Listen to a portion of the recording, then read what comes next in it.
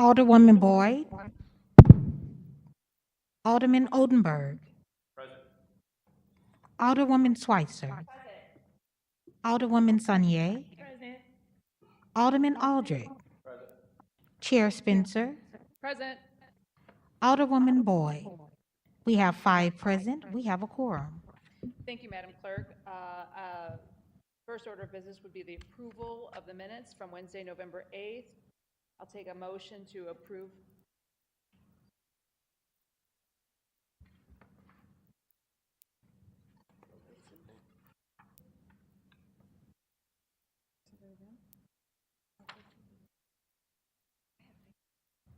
Oh, excuse me. I'll take a motion to approve the minutes from November 5th, 2023. Second? Yeah, you're right. Okay, Madam Clerk, please call the roll. Alderwoman Boyd. Alderman Odenberg. Alderwoman Schweitzer. Alderwoman Sonier. Aye. Alderman Aldrich. Chair Spencer. Aye. Alderwoman Boyd. We have 5 aye votes. Okay, thank you. We have 3 items, really official items on the agenda today. The first item on the agenda would be Board Bill number 83. Alderwoman Schweitzer, you're recognized on Board Bill 83. Say that again? We have a discussion with the Personnel Department. Oh, excuse me, yes. So that,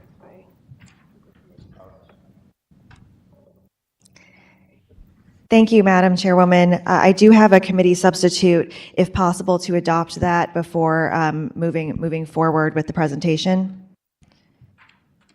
thank you, Alderwoman Schweitzer. I'll take a motion on putting the committee for Board Bill 83 before us.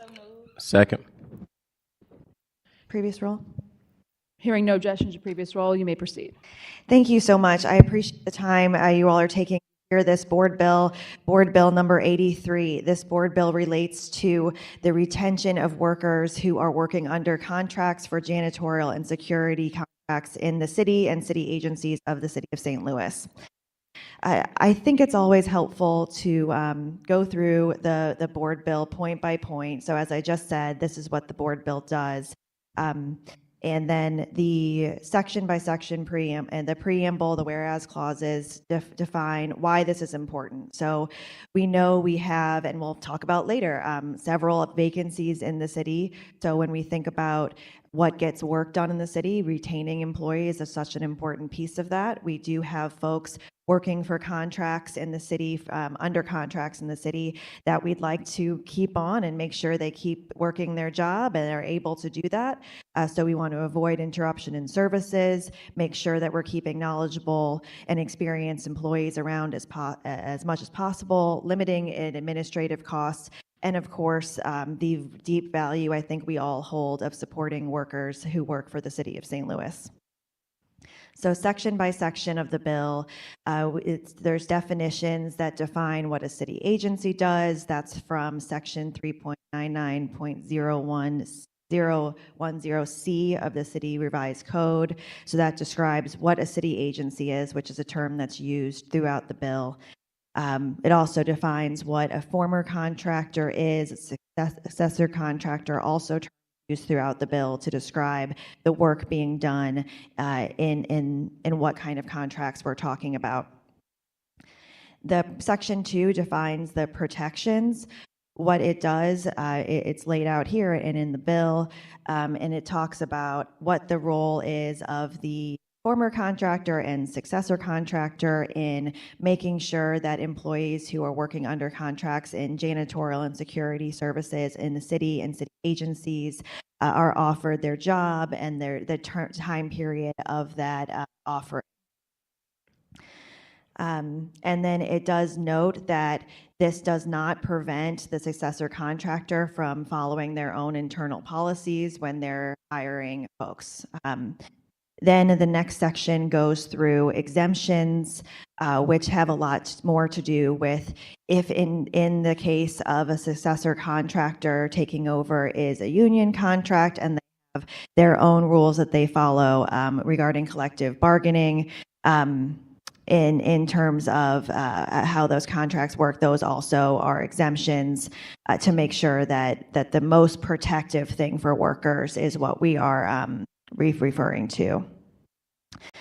It goes in section 4 about violations, so $500 being the maximum permitted by the city charter, but it does define these violations in section 2 for, each time there was an employee who wasn't, or a contracted employee who wasn't offered their job as per this board bill, if it passes, then that would be an individual violation. It wouldn't be, if there's multiple employees, each one of those would be a different violation. And then section 5, I think this one's really important too. So this says if for some reason the city decides to bring these jobs in-house, that the city would then, follow its own policies and procedures that it has, of course, but would offer the contracted employee a job as well. And this mirrors a policy that exists in the city personnel now, where if for some reason a job is lost, they do have the ability in civil service to get another job with the city of St. Louis. So there's a severability section in case any of these items are need to be severed from the bill if they're found unlawful or anything like that. And then the effective date is 60 days after the signature of the mayor or pass the mayor's veto. And it talks in that section about, I skipped it. It talks in that section about when this gets triggered. So if a contract is extended or changed, or if a new contract comes into place. So that's in section 7 as well. In front of you, as well as this presentation, you have a frequently asked questions document that myself and the wonderful folks of the Service Employees International Union helped put together about what the bill does and just things that we've both been asked questions about. So this doesn't affect civil service employees. There is no union requirement. And as we talked about in the beginning, why this bill is important. And I'm happy to answer any other questions that you all may have. I do want to add, there is one note on the frequently asked questions handout that said a TBD for how many employees are under contract in terms of waiting for that information in the frequently asked questions. So did get that number from the administration that it's about 160 folks working under contract right now. So about 160 people over several contracts. Okay, thank you. Thank you, Alderman Schweitzer. Turning it over to the committee. Did you have anybody Madam else? Chair, I apologize for interrupting you, but I do have George Suggs, who is a lawyer for the Service Employees International Union here. Mostly just if anyone has any legal questions or something that I'm getting wrong, hopefully George, I think the screen here, chimes in if I'm just getting something incredibly wrong. He would tell us. So I just wanted to let you know that. Sure, Mr. Suggs. Dr. Suggs, did you have any thing you wanted to add? If you do, if you do, we'll have to have you swear in. We'll swear you in real quick. Madam Clerk, do you mind? Could you please raise your right hand? Do you affirm that the testimony you are about to give is the truth, the whole truth, and nothing but the truth, so help you God? Yes. Thank you. So just as give you a little of my background, I have represented Service Employees Local 1 and its predecessor, Local 50, since 1995. I'm a labor and employment lawyer. My office has been in the city of St. Louis since 1981. I live in the city of St. Louis. My office has always been in buildings where the janitorial service has been provided by contractors. That's typical in the city. And through my experience, both as a tenant in buildings in the city and representing Local 50 and then Local 1, one of the big issues with using contract services for janitorial services is that contractors have traditionally in St. Louis managed to bid for replacing an incumbent contractor by replacing the employees that are in a building with new employees at lesser wage rates. And that has been true as long as I have represented the union. It is a constant problem of, essentially bidding for replacing the incumbent by finding cheaper labor and replacing the people that are in the building with employees who are not familiar with the building or not familiar with the cleaning of the building, and the contractor managing to make a profit off essentially the lowering of wages. And so that has been a problem in St. Louis for many, many years. And that is one of the problems that is addressed by this bill. It also puts the city in a much better position to have some control over having employees that clean offices and hallways and spaces not turn over on a regular basis because of a change in the contractor.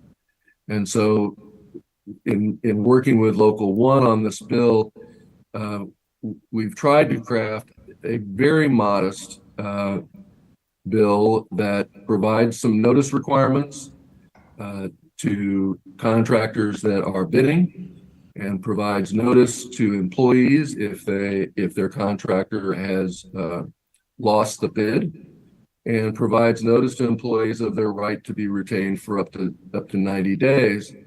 It does not restrict a contractor from saying, I think I can do this work with fewer employees. If that's the case, what it does is it prevents somebody from simply taking people who have been providing the work and doing the work competently and essentially replacing them with cheaper labor. You'll notice that the bill specifically excludes from the provisions of the bill an employer that has a collective bargaining agreement that provides superior rights to those that the bill provides. So it doesn't do anything to require anybody to join a union, be in a union, or a contractor be a union contractor.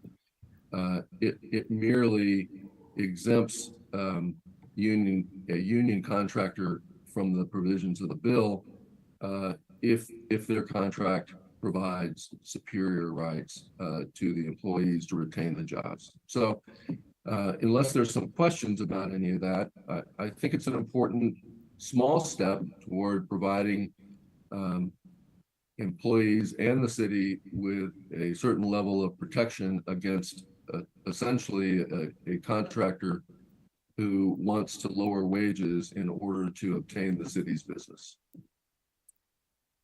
Thank you. Alderwoman Schweitzer, did you have anyone else in the presentation today? Thank you very much. There are a few members of Service Employees International Union who are here, but I believe they would be planning on speaking during the public comment, 3-minute cap limit of time of the bill. That's my whole presentation. Thank you, Alderwoman Schweitzer. Turning it over to the committee for questions, Alderman Oldenburg. I have no questions. Alderwoman Saunier.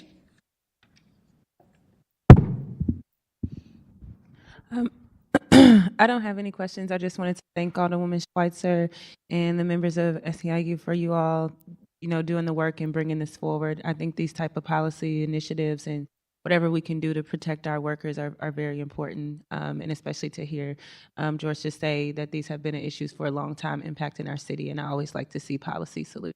So thank you for your leadership, Alderwoman Schweitzer.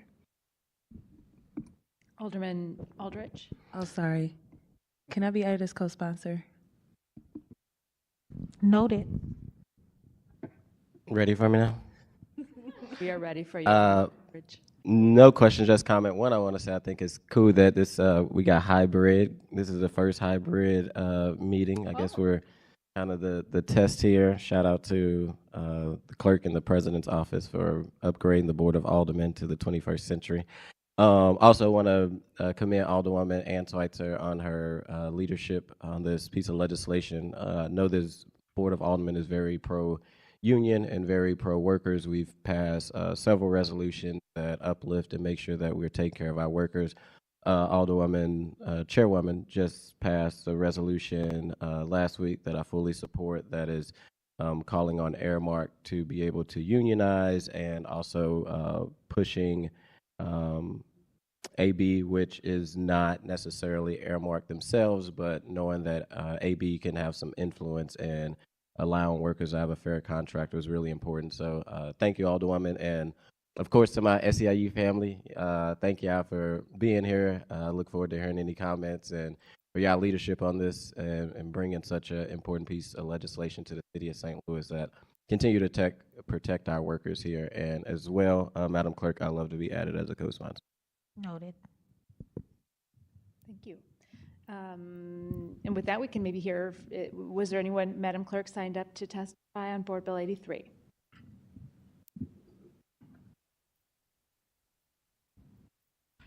Any members of the public signed up to testify on 83? No, no public. I don't see anyone that signed up. You can, I mean, Yes. Your number is on the.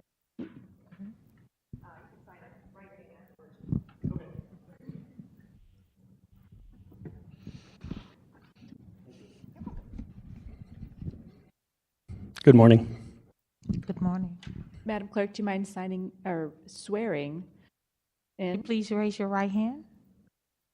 Do you affirm that the testimony you are about to give is the truth, the whole truth, and nothing but the truth? So help you God. I do. Thank you. And if you just introducing yourself to the board and public. Not at all. My name is Chris Rack. I'm the Missouri Director for SEIU 1. I just want to thank Alderwoman Schweitzer for bringing forward this important measure and just say that I think that, we've all seen recently there's been some disputes in St. Louis. There's been some janitorial disputes in St. Louis. Certainly our preference, I think most people's preference would be to not have those disputes. The worst kind of disputes are when people's jobs are threatened. And so I think that this is a common sense measure that would help prevent future disputes and help make sure that folks who are doing the work and doing it effectively are able to continue in their employment regardless of who their employer might be. And we also think it's just a very common sense measure for continued good service. So that's all I would say is encourage an aye vote, and thank you for considering this. Thank you, Chris. Okay, Alderwoman Schweitzer. Thank you. That's all I have. I appreciate everyone's time, and thank you to Alderman Aldridge and Alderman Lanier for signing on as co-sponsors. I really, really appreciate that. We were. This is a bill that's important, and I'm excited to have it in front of you all. And I appreciate your consideration, and I do ask for a do pass recommendation. Thank you. Thank you, Alderwoman. With that, I'll accept a motion to pass Board Bill 83 with a do pass recommendation. So moved. And with that, Madam Clerk, would you please call the roll? Alderwoman Boyd. Aye. Alderman Oldenburg. Aye. Alderwoman Schweitzer. Aye. Alderwoman Sanier. Aye. Alderman Aldridge. Aye. Chair Spencer. Aye. We have 6 aye votes. Congratulations, Alderwoman Schweitzer. Board Bill 83 passes with a do pass recommendation. That's what I thought. Okay, and with that, my vice chair is going to take over momentarily while I present Board Bill 160. Good. Just in time.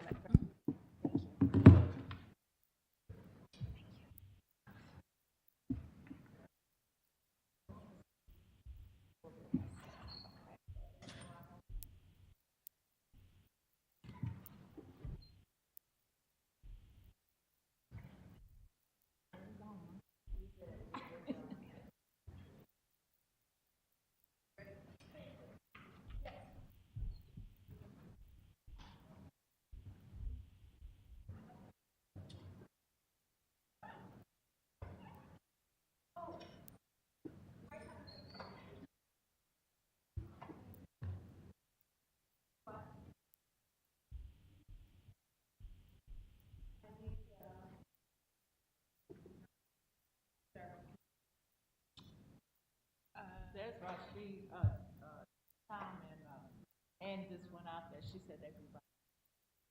You want to take a 2-minute wait?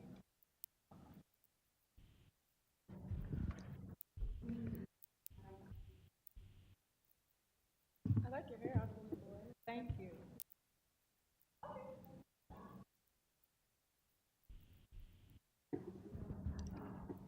We'll take a 2-minute recess.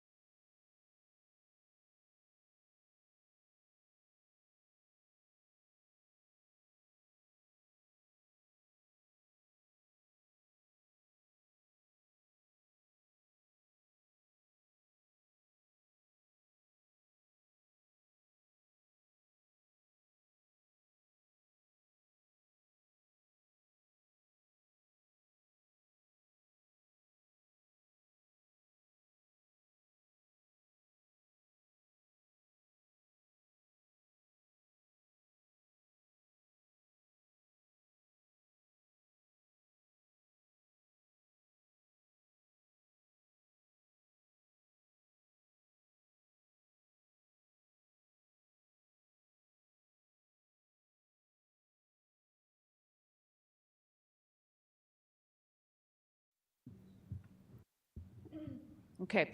To clear up a little clerical error, I'd like to take a motion to reconsider Board Bill 83, accepting a motion to reconsider Board Bill 83. Hearing no objection to previous roll, I'd like to take a motion to adopt committee substitute to Board Bill 83. Hearing no objections, the committee substitute has been adopted, and with that, I'll take a motion to pass Board Bill 83 with a due pass recommendation. I would take a motion to pass Board Bill 83 committee sub with a due pass recommendation. Hearing no objections, Board Bill 83 committee sub has passed with a due pass recommendation. And with that, I'll turn it over to the Vice Chair to consider Board Bill 160.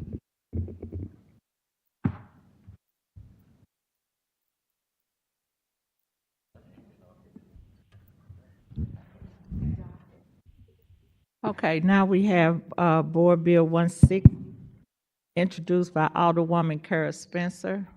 Thank you, Madam Vice Chair. Board Bill 160, as we briefly discussed 2 weeks ago, is a board bill that provides for raise increases for our leadership, a captain and above, in the police and fire departments. This was a board bill prepared by our personnel department to reflect the raises that our lower ranking officers received as a result of collective bargaining. So this really just kind of mimics and mirrors that for the folks within our public safety departments, our police and fire, that are not represented by collective bargaining.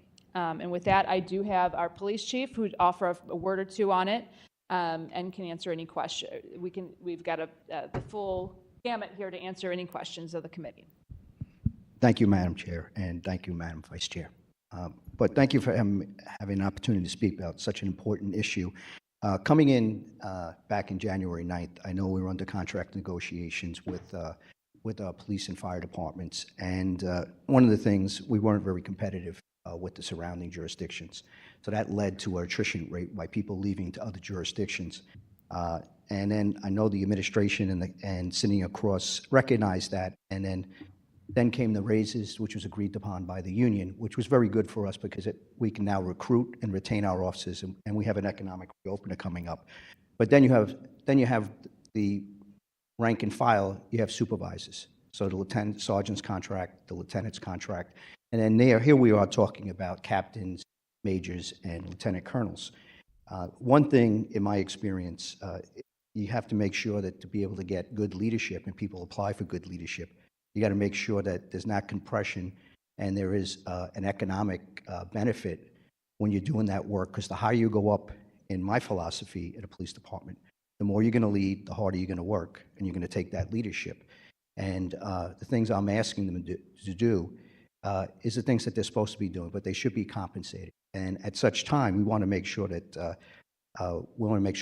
it's in line with the other rank, the other supervisors. So trying to bring it up from where it was up to 9, 11, and 13% respectively from the seniority would go a long way to make sure we're getting the people that are applying for this, taking the tests, and getting that leadership. That's going to help us take us to a very good place and help us improve public safety and continue to run this police department. So I appreciate you considering this, and I hope it goes through, because I think that it's well-deserved from each one that's in those positions right now.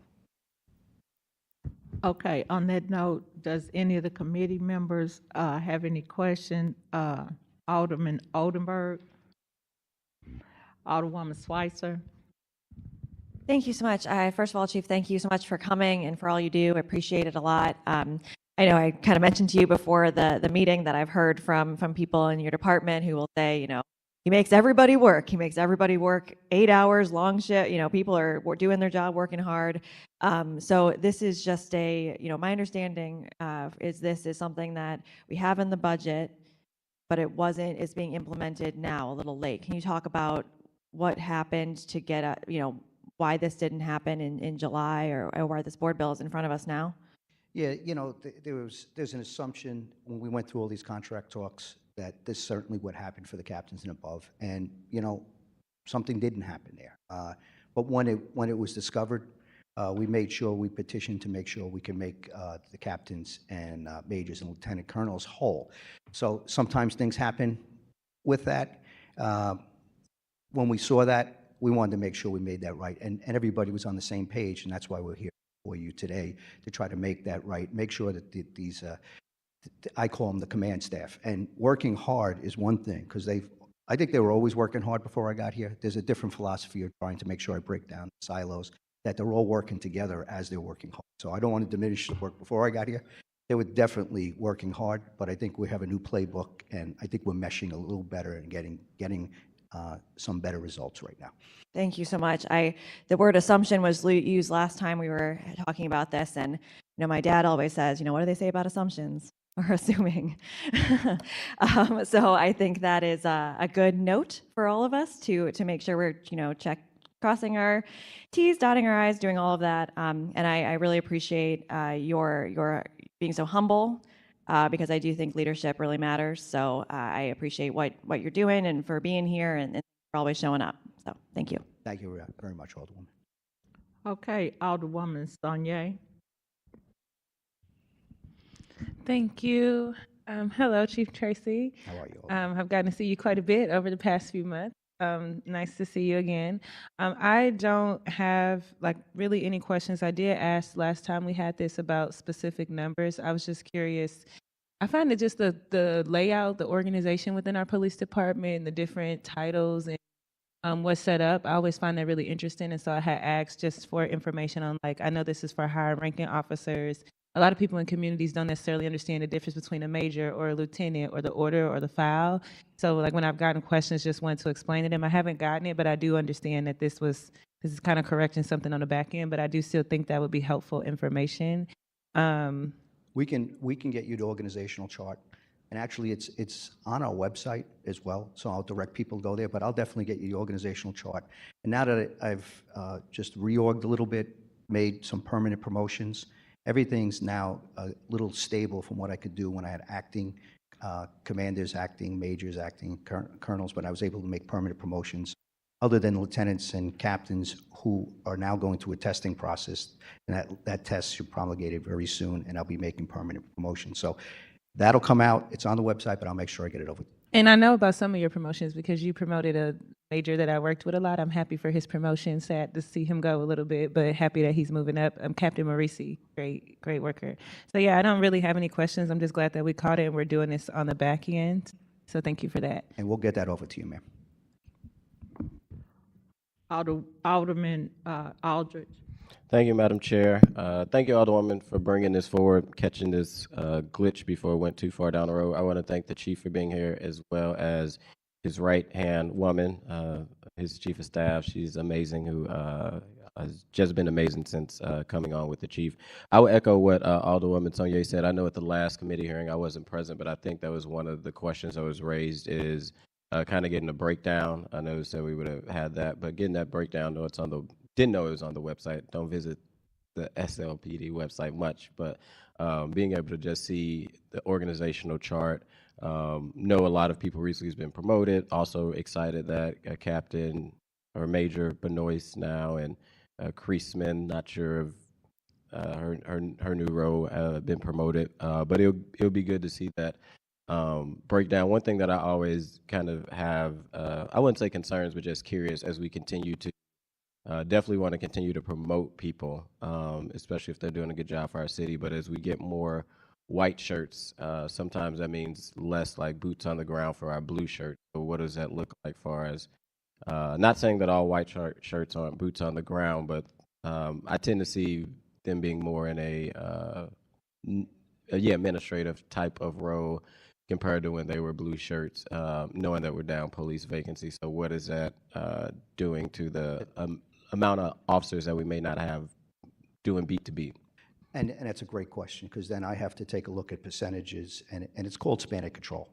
And what you're talking about, and I hope I'm answering your question, is that you don't want to have too many chiefs and no Indians, as the saying goes. Maybe it's not politically correct. Maybe I shouldn't have said that right now, but that's what, when you have too many bosses and not enough worker bees, you got to make sure that you balance that out. But when it comes to policing, you got to find the right balance of the span of control, and that's what I look to do. So I'm actually looking at promotions for sergeants now, and also lieutenants and captains. Where they come from, it's coming from police officer ranks. So you got to do that delicate balance, but the balance has to be there, because we've saw things that happened out in other cities where we saw some pretty bad videos and some events that in my time were pretty awful. And some of it I see is because there's not enough supervision, or the supervision hasn't been trained right.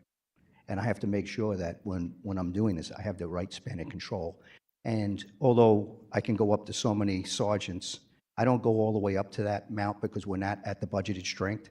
So I come down to a percentage to make sure whatever percentage of budgeted strength, the span of control, I'm very sensitive to that, so we can still operate at, I run it like a business, and, business management principles apply to police work. And I take a very good look at it and making sure that we keep the right balance of supervision. It's very important, because if you don't have the supervision, you can have things go awry that we saw it happen in other cities, and we don't want that to happen here. And I'm going to make sure it doesn't happen here, because we got good supervisors. We're getting them paid equivalent to other places and jurisdictions, and hopefully with your vote today, we'll make sure that the upper echelon is who I have to entrust, and we all entrust, are compensated the same way. And then you did hit on one person, Monet Cintron. I was able to bring in, they left a couple of openings at the high ranking, at lieutenant colonel spots, offering me to bring someone in, was a couple of people in from other cities, or who I wanted to be with me to help run this police department. But I saw the leadership early on in the St. Louis Metropolitan Police Department, and I said, there's good leadership here, and I want to make sure that they fill those spots. I said, the only person I brought with me to help me out with my budgets, CALEA, CompStat, and everything else that needs to run the office, because you have a right-hand person, and that is Monet Cintron, who you just talked about earlier, that helps run this police department with a lot of experience, and I lean on her a lot. So, but I wanted to mention that. I only brought one person. Could have filled some of these other ranks. And what I think about these leaders that deserve this raise is that I made sure that they filled those ranks, because they actually have those qualities to help lead this police department, help me and help this city improve. Well, me and you have had personal conversations, and I'll tell you in public, I think you're doing a good job. I think the best thing you've done so far is bringing on Monet. She's been fabulous. So, I know this board stands ready to continue to try to figure out how we can support you and support the police department in a holistic way. So, with that, I had another question about vacancies. I know we have our fabulous personnel director here, so I'll ask her about the police vacancies. All right. Well, thank you very much. I appreciate your time. And so I don't have any questions. So on that, would sponsor want to continue? Thank you, Chief Tracy. Thank you, Madam Vice Chair. Thank you, Madam Vice Chair. Thank you so much, Chief, for being here today. I know this is an important issue. I did, as Alderwoman Schweitzer alluded to, want to remind the committee that this raise was in the budget for the police department as we passed. It was not, for some reason, in the fire department's budget, so there is a small fiscal note associated with it, and I was hoping, I know we had some questions last week about what the oversight in getting that in the original pay bill was. Would the personnel department be able to quickly speak on what happened there and why maybe it wasn't in the fire department's budget from the beginning? Is that something? Well, the way that these raises were included in the original budget as presented to the Board of Aldermen in the police department. The raises were not included in the fire department's budget. And we were kind of curious, the question had come up last week as to what was the oversight originally in the pay structure. If that's not something we can answer right now, I think the committee is satisfied with the bill as it is, but we'd like to get to the bottom of it. So perhaps we can do that following this bill if that's not something you're prepared to answer today. I don't want to hold up the bill is what I'm getting at, but I do want to understand why it wasn't originally in the fire department's budget or why these weren't in the original pay schedule. Okay, but, yeah. Okay, it was an oversight. Well, we just want to make sure that, we just want to make sure that these types of oversights happen in the future, so, okay.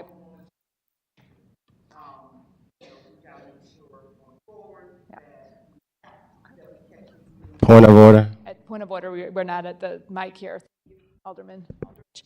We can, you know what, why don't we do this? Because the next item on the agenda is to have our personnel director come before us, we can talk about these issues in that capacity. But considering that the committee is satisfied on Board Bill 160, I'll just close my presentation on 160 and thank you all for the thoughtful question and ask for your Alderman, favorable consider. Yes.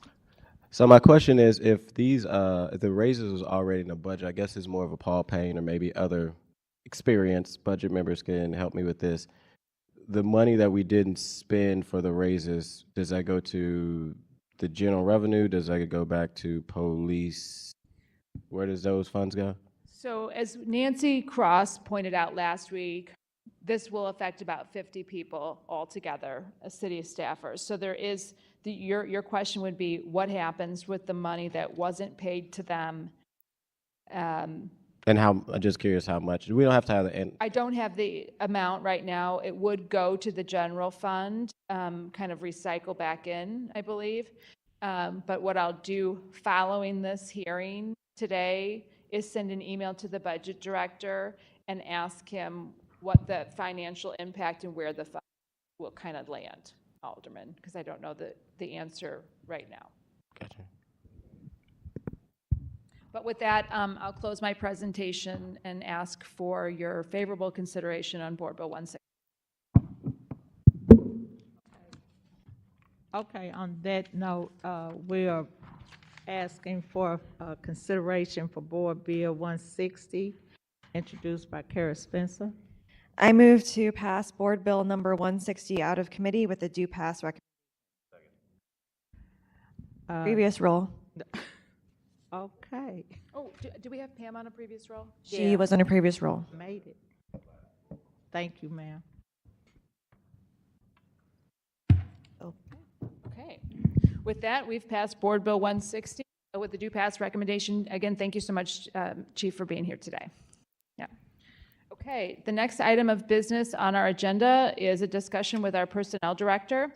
As we all know, this is the Budget and Public Employees Committee, so we've invited the Personnel Director to come up and discuss some issues as it relates to hiring and vacancies within our city departments. To prepare for today's hearing, I asked the Director to send to the committee a breakdown of city positions and the vacancies in them, as well as the requisitions submitted to the personnel department for each open position. For those of you who are unfamiliar with the requisition term, that means a request for a hire. And when a requisition is sent to the personnel department, it triggers a job opening, and at that point, we can accept applications. What we were looking for is a couple of things we've gotten, and I've shared this with the Director in advance of this hearing, concerns that I've received as the Public Employees Committee Chair. Three main concerns, three main areas of concern when it relates to public employees, one of which is the volume of vacancies. And so trying to understand what the volume of vacancies are per department. And that's why, this spreadsheet's been helpful to kind of get a handle, at least a first look at that. Number two would be the amount of time it takes to get a person, once they've applied, a response from the city, and the Director is prepared to kind of talk through some issues. The last of which, so we have, the volume of vacancies, the amount of time it takes to kind of get an application in the door, and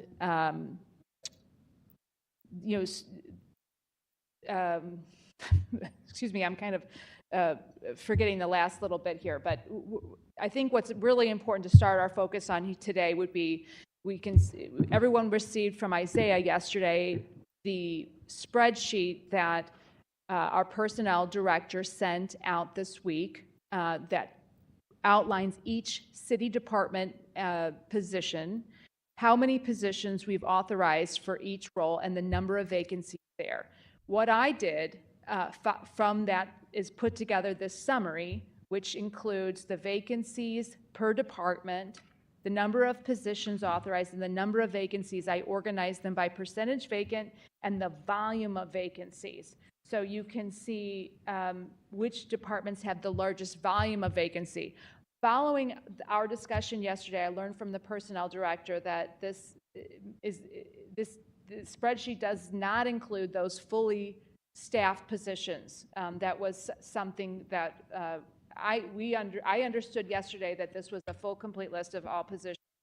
So when I prepared this yesterday, that was my understanding of it. But the Director has informed me this morning that it doesn't include those fully staffed positions. So it's going to be a little bit off.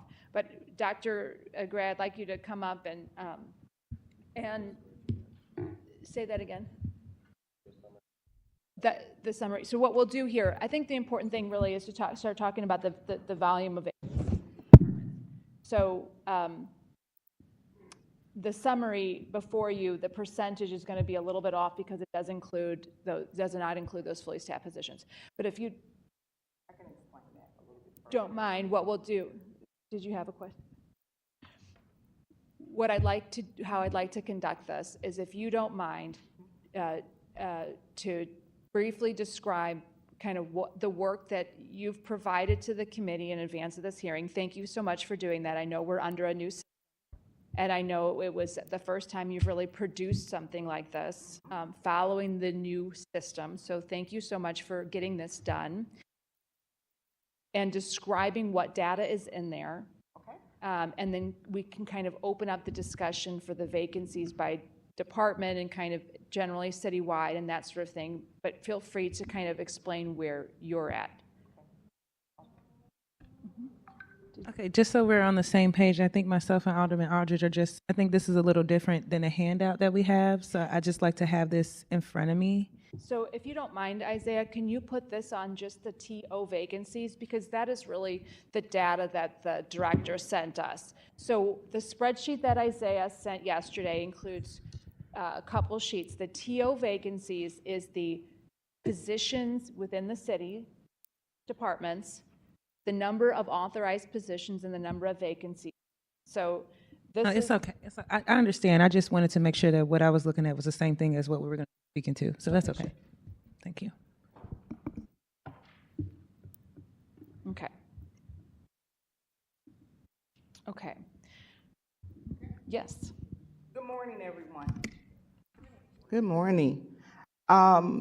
So to the best of my ability, I'm going to try to explain the data that is in front of you. So what was requested of the Department of Personnel is to provide for Alderwoman Spencer a list of all of the current vacancies within the city from a time frame of January 1 of this year up until the end of October. So as she mentioned, there's a table of organization, and the table of organization for the city is driven by the budget department, which provides a list of approved positions that a department has to fill within that particular year. In addition to that, we provided the number of vacancies associated with that particular position within the department. In addition to that, we also provided a list of all of the active requisitions that the Department of Personnel is currently working on within that same time frame. So just because a position on the table of organization exists, it does not necessarily mean that the Department of Personnel has been tasked with filling that position. Our work is driven by the requisitions that we actually receive from a department to fill. And a requisition can have multiple vacancies on one requisition. Okay.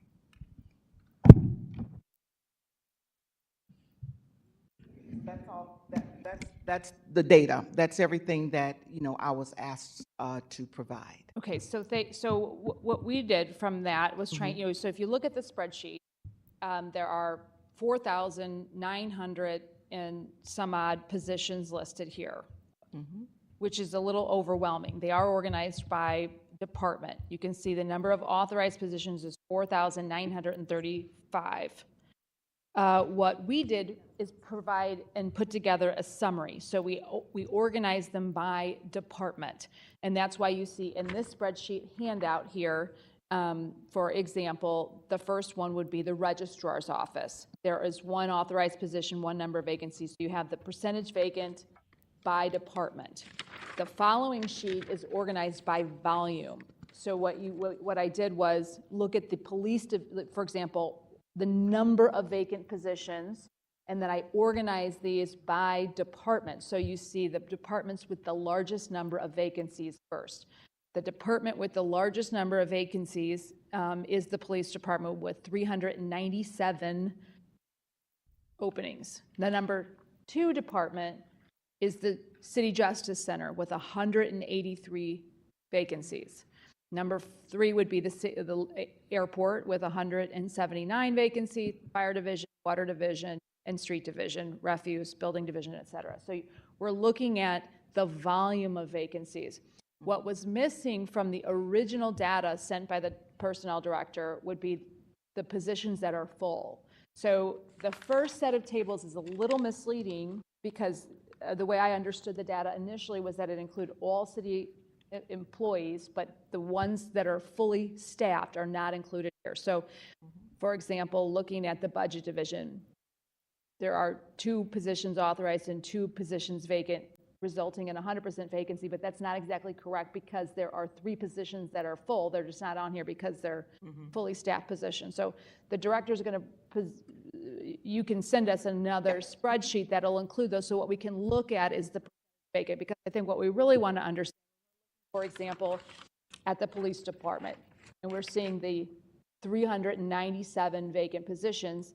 What I have is that represents 25% vacancy in the department, but I'm now recognizing that this doesn't include the fully staffed positions, so that could be a little bit lower. Number 2 being the City Justice Center. It's obviously very alarming to look at a 60% vacancy rate in the City Justice Center staffing, because obviously we've had 10 people die in our city jails in the last year and a half, and we're not fully staffed. So, but this is not going to be correct because some fully staffed positions there.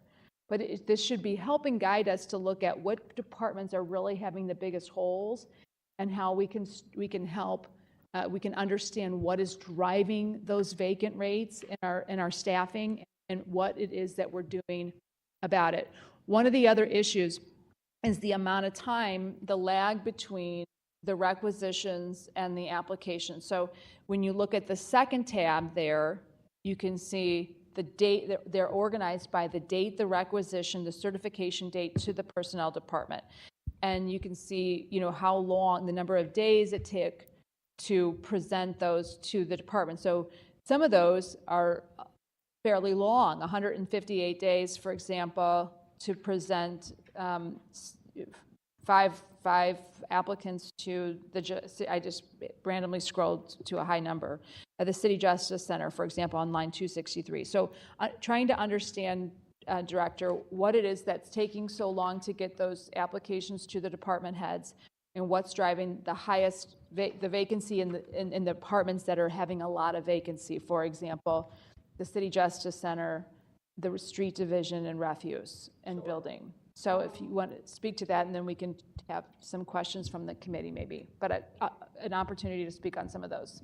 Would you like for me to speak to that now? Sure, if you don't mind. And as you and I briefly discussed yesterday, you had also mentioned that the city is taking some steps to shorten some of those requisition time periods, and it would be helpful to kind of just describe some of the things that the department has already recognized are issues, and the steps that are already being taken. But I think we all have some concerns about the level of vacancy and just understanding what we're doing about it. And rightfully so, Alderwoman. I'd like to start out by saying that every department is going to be different as far as the reasons that they're experiencing a high vacancy rate. So I'd like to start with CJC just to provide some clarity around that. And you are correct, even though these percent vacant numbers are off, there still is a high level of vacancy in CJC. Part of that reason is because we're having a difficult time recruiting for CO1s, Correction Officer 1. A lot of that has been driven by pay. That has been corrected. We most recently did an increase for CO1s and CO2. We've increased the hiring bonus from $1,500 to $3,500. We have been getting candidates that are applying for those positions. But what happens is that when they go through the background check process, that eliminates over 50% of them, because a lot of the applicants currently have felonies, et cetera, or they don't pass the drug test, et cetera, and that eliminates them from the applicant pool. So we're in the process of collaborating with Commissioner Abdullah with coming up with a recruiting strategy where we can potentially have per performance officers that would be part-time. And this way we could potentially attract retirees, we could potentially attract students, et cetera, that are willing to work a part-time schedule. So we're working on that to try to improve the staffing levels for the CJC. With regards to the Streets Department, I feel confident in saying that we actively have candidates on lists that have been provided to Commissioner Williams to fill the HEO1s, the HEO2 positions. We also are in collaboration with Slate with a CDL program where that is being completely funded to train people with to provide them with a CDL. It's a cohort program where they're actually working with Slate just to kind of see what's going on there, if they like the jobs, and then once they have completed and they receive their CDL, they actually go onto the list and they become a qualified, eligible candidate to be considered for HEO2, HEO1, so any position within the city that requires a CDL. We currently do not have that many vacancies left for HEO1s, HEO2 in Refuge, so we are actively filling those. And with utility workers, we currently have about 175 people on the list for utility workers.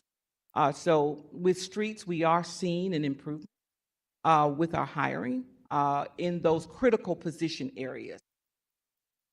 What was the other department that was mentioned? Oh, police. So with the police department, yes, we are down officers. However, what SLMPD is currently working on with Mr. Hines, who is over the academy, is they're coming up with a full recruitment strategy to fill those positions in PD, which will allow them to get outside of the St. Louis area. We have not really did much recruiting outside of St. Louis. My understanding is a couple of weeks ago, the city of Atlanta was actually in St. Louis recruiting for officers.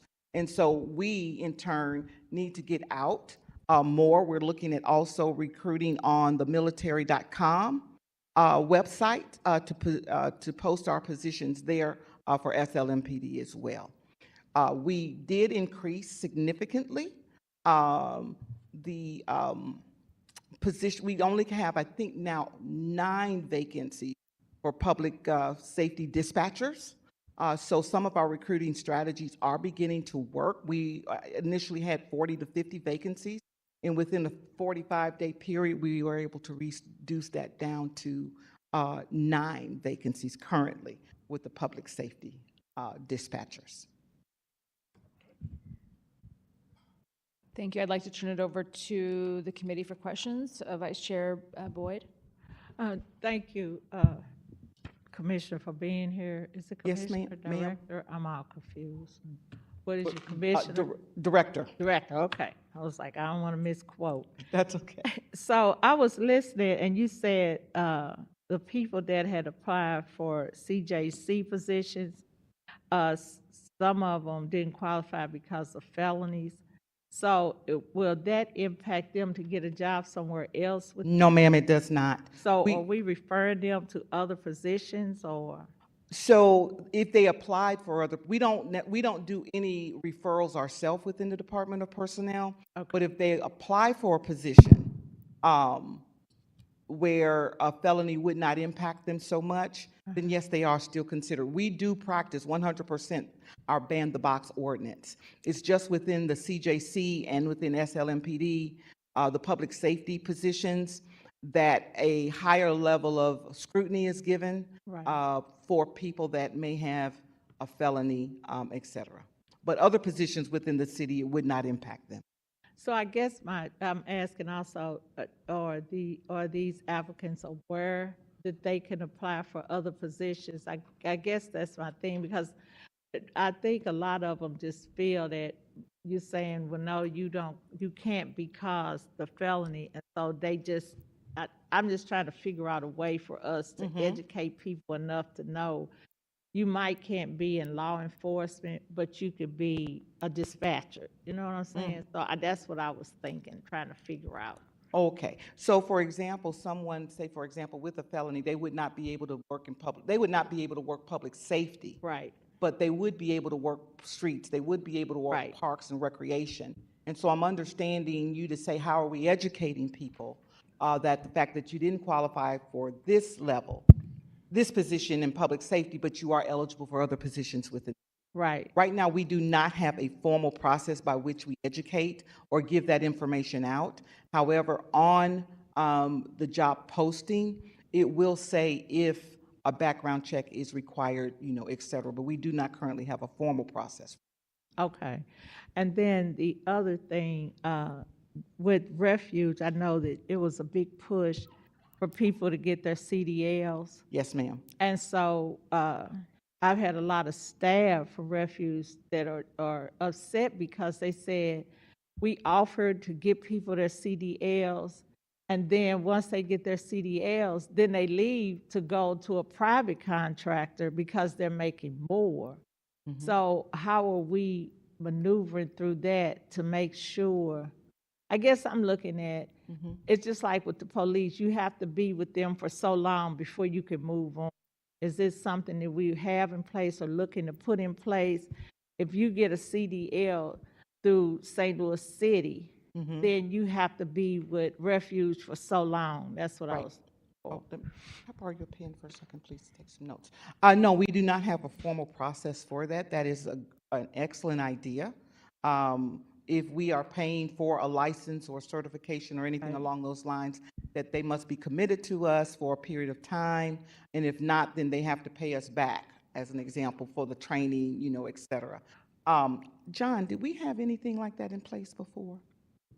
Okay, yeah, I'm not knowledgeable of anything like that, but I will take that back under consideration to see what we could do to do Yeah, something. because that could stop, one, the turnover rate as we have it, Mhm. but two, for people to be committed, because they might figure out once they get in with us, they just want to stay.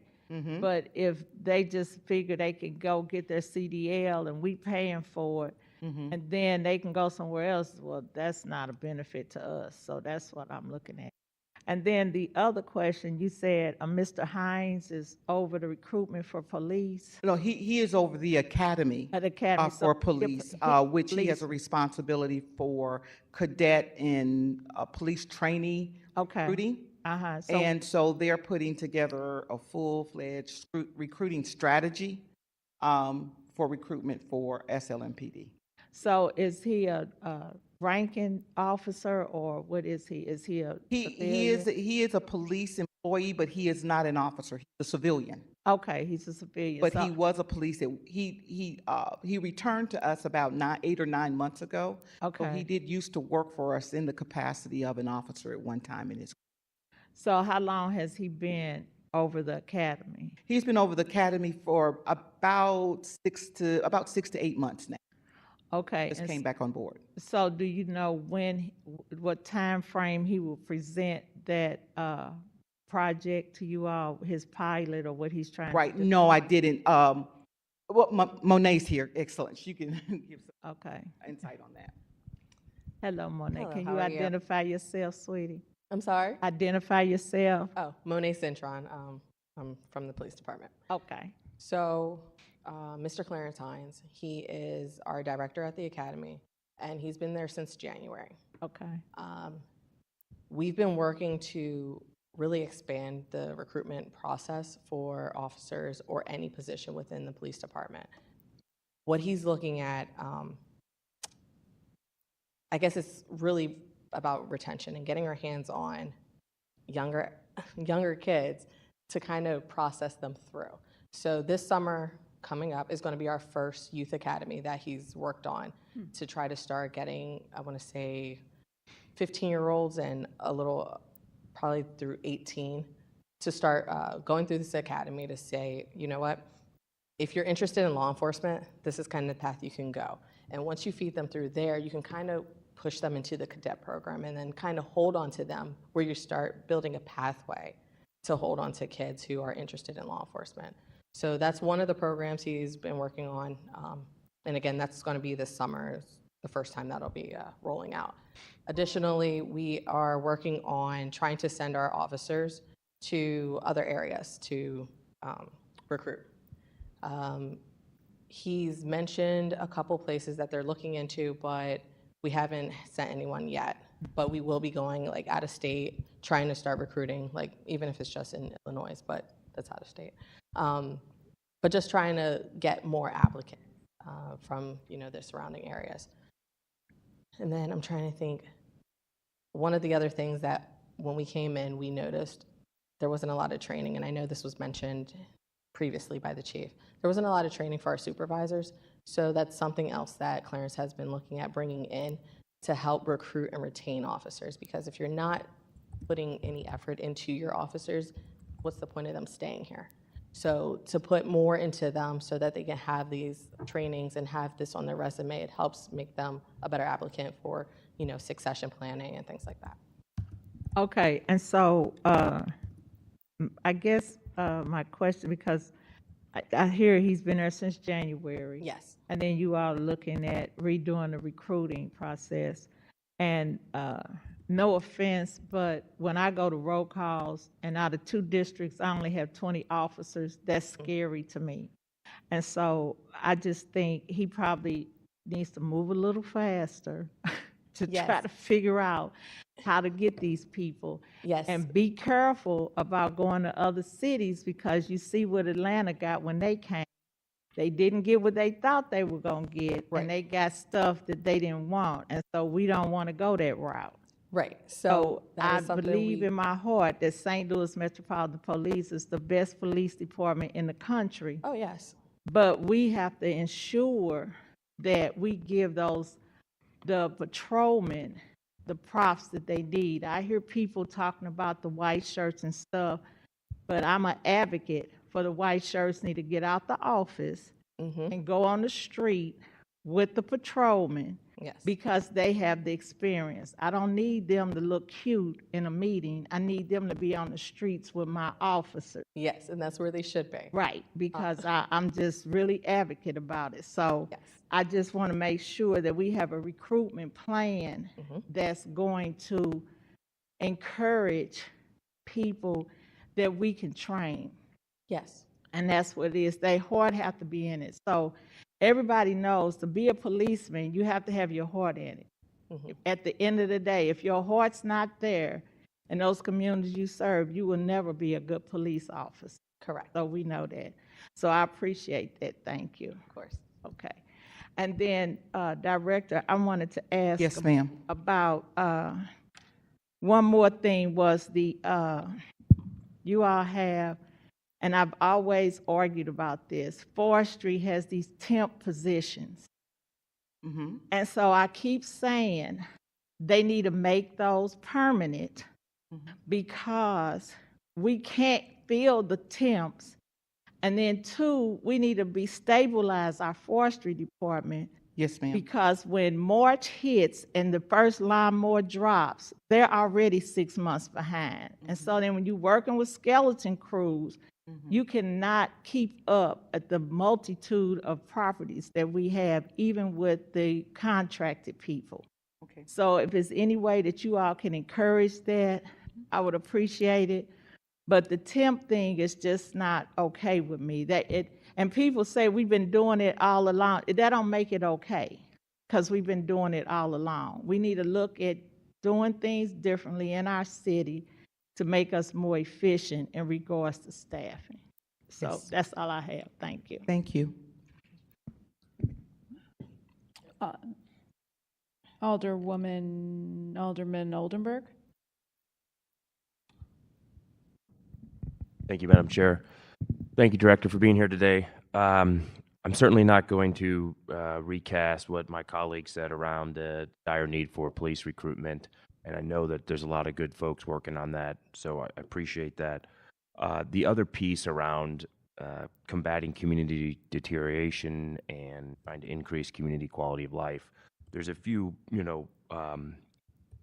open positions that exist in street division, the refuse division, parks, forestry, towing, the towing division, right? When we talk about combating community deterioration, there's nothing more unsightly than a derelict car, and I think that's what a lot of our constituents care about. The building division has a fair number of vacancies, neighborhood stabilization, even the planning department has a significant percentage of open positions.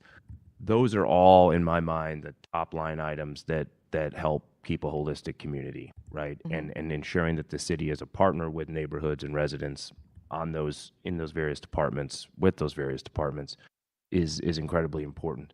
Do you see some light at the end of the tunnel? I know there is a macroeconomic labor crunch that exists, and cities are an entity just like any other entity and is feeling that labor pool crunch. But do you see sort of in the next quarter, in the next year, a lot of those positions getting filled?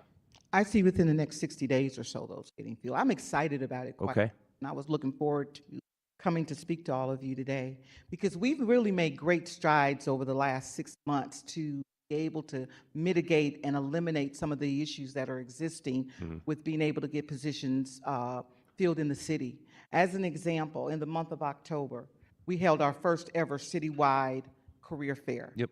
It was excellent. Went well. We took in the month of October, over 1,900 applications for positions within the city of St. Louis. During that career fair, we had over 2,000 people participate. And we were able to track that through ITSA. You know, it was amazing. We had over 30 computers set up. People were there filling out applications on site. We were able to track people based off of use of cell phones, computers, et cetera. Great. Also, over the last 6 months, we have eliminated a lot of backlog within the personnel department with regards to applications that had been sitting for a while. We've been able to streamline our processes. Background checks, we're bringing in a third party now. We've gotten that approved that will actually do our background checks for us. We've streamlined the Good. drug testing policy. We've transitioned within the personnel department the ability for our recruiters to generate lists without having to, we only had one person that was certifying lists for over 1,000 jobs. Now all of our recruiters are being trained or have been trained to be able to do this as well. So we have been able to see an influx of candidates being hired. We have centralized orientation, where orientation is taking place all at the same time, for one time for all employees coming on board. They're getting their oath of office, they're getting all of their trainings done at the same time. We are averaging right now anywhere between 25 to 30 people coming on board to the city of St. Louis every 2 weeks. And so that has happened within the last, 2 to 3 months. And so we feel really, really, really good about it. And so where we, from January up until now, we've hired 509 new hires into positions. The majority of those 500 have taken place from the month of June up until now. So we're beginning to see our efforts come to fruition with regards to getting people on board and getting people hired faster. Well, I'm encouraged to hear that, and we'll look forward to what the next 60 days brings. But thank you for your time, and I appreciate your response. Thank you, Alderman. Alderwoman Schweitzer. Thank you, Director, for being here and always being so easy to get a hold of. I really appreciate that about you. We talk about hiring, and that's great. Are you seeing that same positive result with the retention of folks, or how is that piece working? Thank you for that question. And we are seeing that we do have some issues around retention, and we're beginning to track that data, and we're beginning to develop programs to try to understand and mitigate people from leaving the city once we get them here. So that is a focus of ours, and we're working with the administration on strategies around retention and how to retain people once we get them hired. So yes, retention is an issue. And what do you think have been the most successful strategies that you've seen that you've implemented so far? And what do you feel is sort of the next step that you would like to bring it through? In complete transparency, since I've been here, I have not implemented any retention strategies or engagement strategies up until now. The focus has really been trying to streamline our recruitment process and get that done. However, it's sort of like has to happen simultaneously. So we are beginning that effort now, and I am in the process of hiring a specialist that can come in and help us build the retention strategies. And so it's a combination. It's retention and engagement. They kind of go hand in hand. So we've got to begin to think about how do we engage our workforce where they feel valued, where they feel that they want to be a part of the city. And so we're beginning to build we're beginning the thought processes around what that looks like. One of the things that I was really excited about is that myself and two other of my colleagues, and also Sarah Baker from the mayor's office, we went to the first ever citywide initiative for talent management at Harvard. And so we were there for 6 days where we interacted with 15 other cities, and they are experiencing some of the same things that we're experiencing. And so we were able to network and collaborate around all of these talent management issues: recruiting, engagement, retention, et cetera. So that has stimulated, a lot of thought for our city on where we need to go. And we are going to be a part of the LUSTAT program going forward for the city, with beginning to measure personnel and how we get these things done. Thank you for that. In terms of exit interviews, is that something that happens in a department, or is that something that, tell me about that. So yes, the city does support exit interviews. However, it is not centralized into the area. The appointing authorities in their departments, they pretty much handle their own exit interview.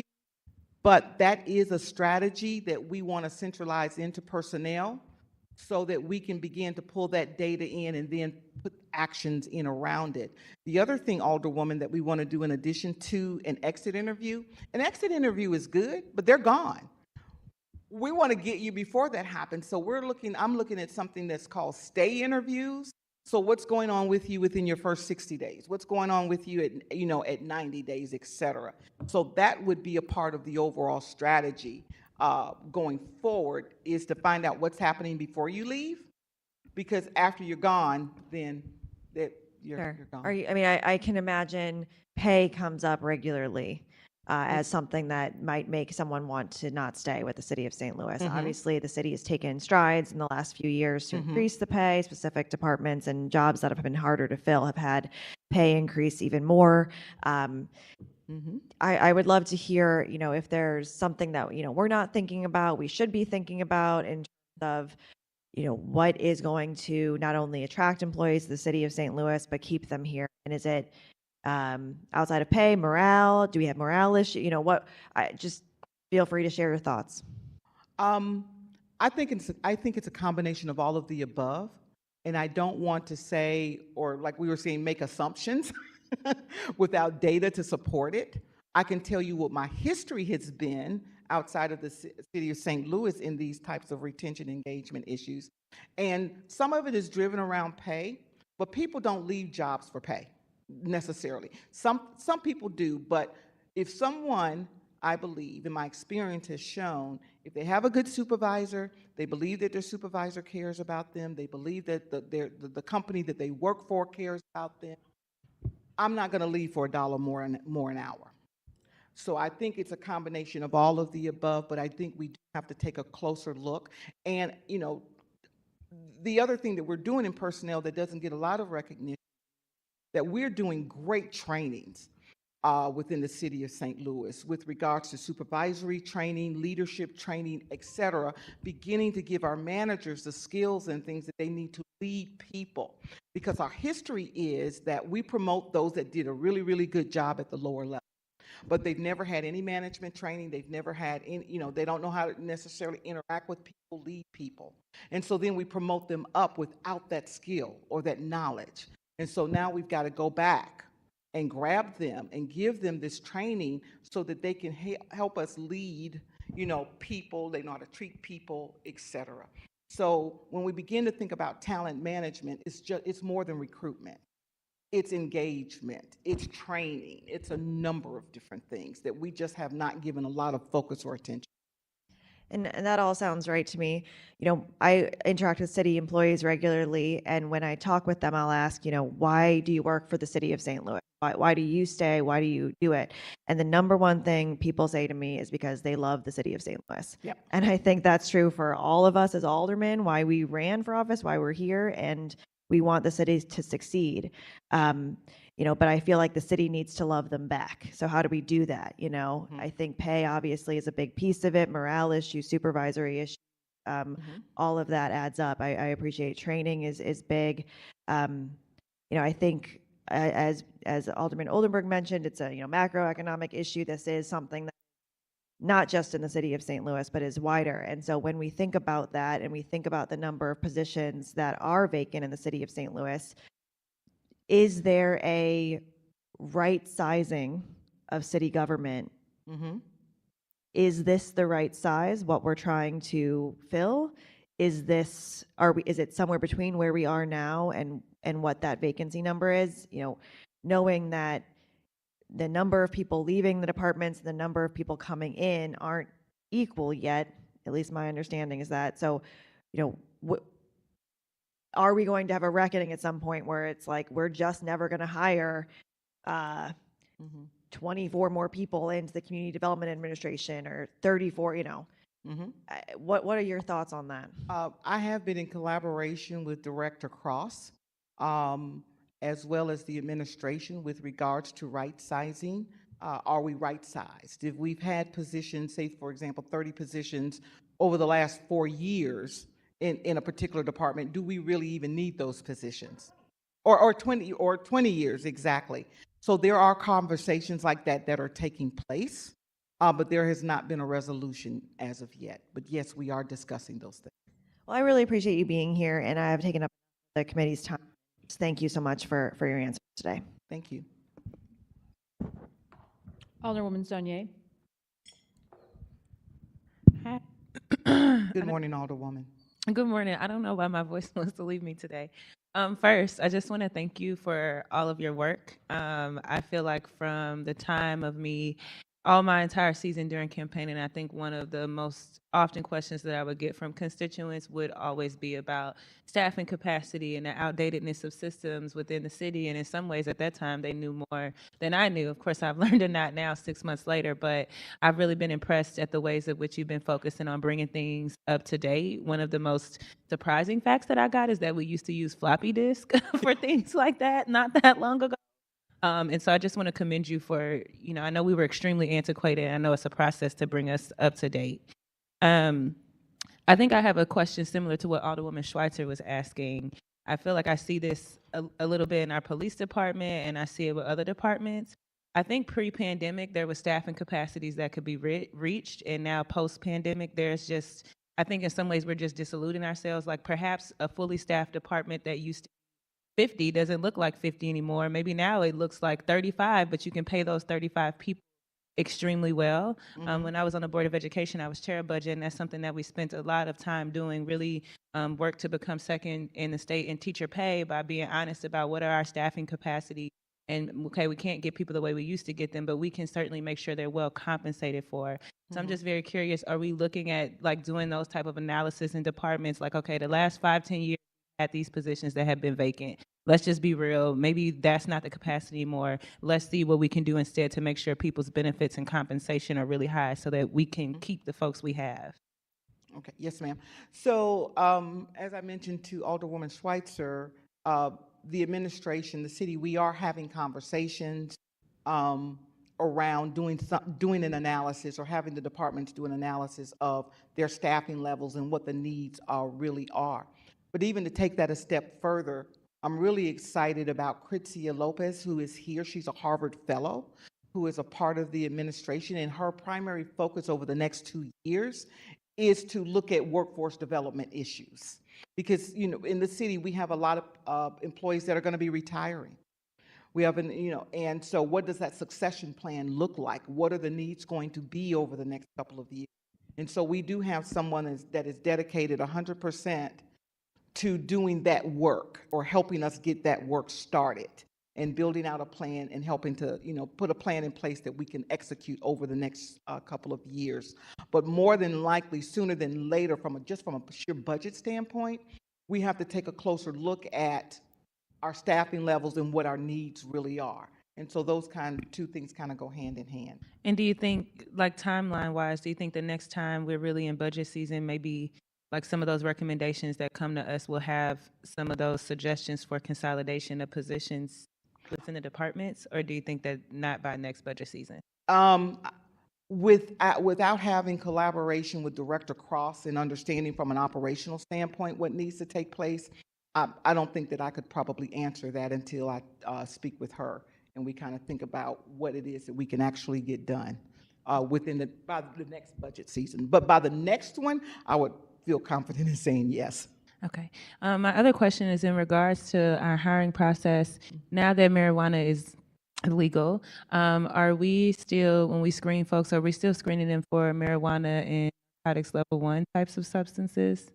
Yes, but only for those positions that require it. There are positions that are safety sensitive, which still require drug testing, and marijuana, because it is a drug, is still a part of that testing process. And that's driven by DOT regulations in a lot of them, and it's also driven by a lot of positions where we're having employees deal or handle equipment that could potentially hurt themselves or other people. But other than that, we do not drug test for positions in St. Louis. And DOT is by federal Yes. law, so that's not something we could. Yes, ma'am. Okay. Thank you so much. Welcome. Alderman Aldridge. Thank you, Madam Chair. Thank you for being here this morning, Director. Before I get into my questions, I do want to thank you for your leadership. I know you kind of remind me of the director from the health department. When you get directors that are excited about the position that they serve in, they serve differently, and I think they bring a different type of leadership to it. And I know since day one, You have been reaching out to all the people, saying, hey, I know you guys have community meetings. I want to come to your community meetings. I have several in the ward where you came and your staff came and you talked about personnel. You had applications ready. Your team was ready to, get people hired up to be able to fill out the application. So I encourage also my other colleagues to take advantage of that with your office. I know some of us send out newsletters, put in the newsletter that the city's hiring, and always, like I say, willing to be out in the community. So I just appreciate your effort to try to turn a ship around that has been antiquated probably for a long time. Like Alderwoman Sonye said, not only floppy disks, I think y'all still had typewriters over there in the office when you got there, and they were still using typewriters, which just insane in 2023. So I appreciate your leadership. One of the questions I have, Alderwoman Sonye already asked about when it comes to drugs. When it comes to drug testing and stuff like that, as far as marijuana. So I appreciate you asking that. My other question is, so I know you guys talked about recruiting outside of St. Louis and looking to recruit outside of St. Louis with like the police department and even on the military.com website, which I'm probably not a fan of bringing, looking in that route instead of looking at people that are here that culturally understand the city that they represent compared to bringing on a militarized individual on our police force. But as you guys are looking outside the state of Missouri, if you do get somebody that want to work for St. Louis, do you guys pay for like they travel? Do you pay for a house? Like, is there any compensation that the personnel department would pay for to try to get that individual to actually work here? So it is written into the compensation ordinance that we can pay for certain relocation costs, but that's not paid for from the Department of Personnel. The department would have to have monies in their budget to be able to cover those expenses. But yes, we do cover relocation. And then my other question, I know Chairwoman Spencer kind of brought it up. What is the time frame? And I know each department is different, but it seems like when somebody put in an application with the city, if I heard it for so long, that it takes over like 30 to 60 days. So at that point, if I'm trying to get a job and I'm trying to keep my lights on and my rent on, like I may want to work for the city, but shoot, I can't wait on the city to tell me that like I'm approved or denied. So what is what is the average time frame for when somebody do an application to be able to get hired on, and what is like the process? So it goes to personnel, and then this personnel send it streets, and then streets have to take 30 days to look over, and then 30 days later they bring it back to you, and then like what's the time frame, what's the process, and what's really the holdup? It is a very cumbersome process, and I'm not satisfied with it right now.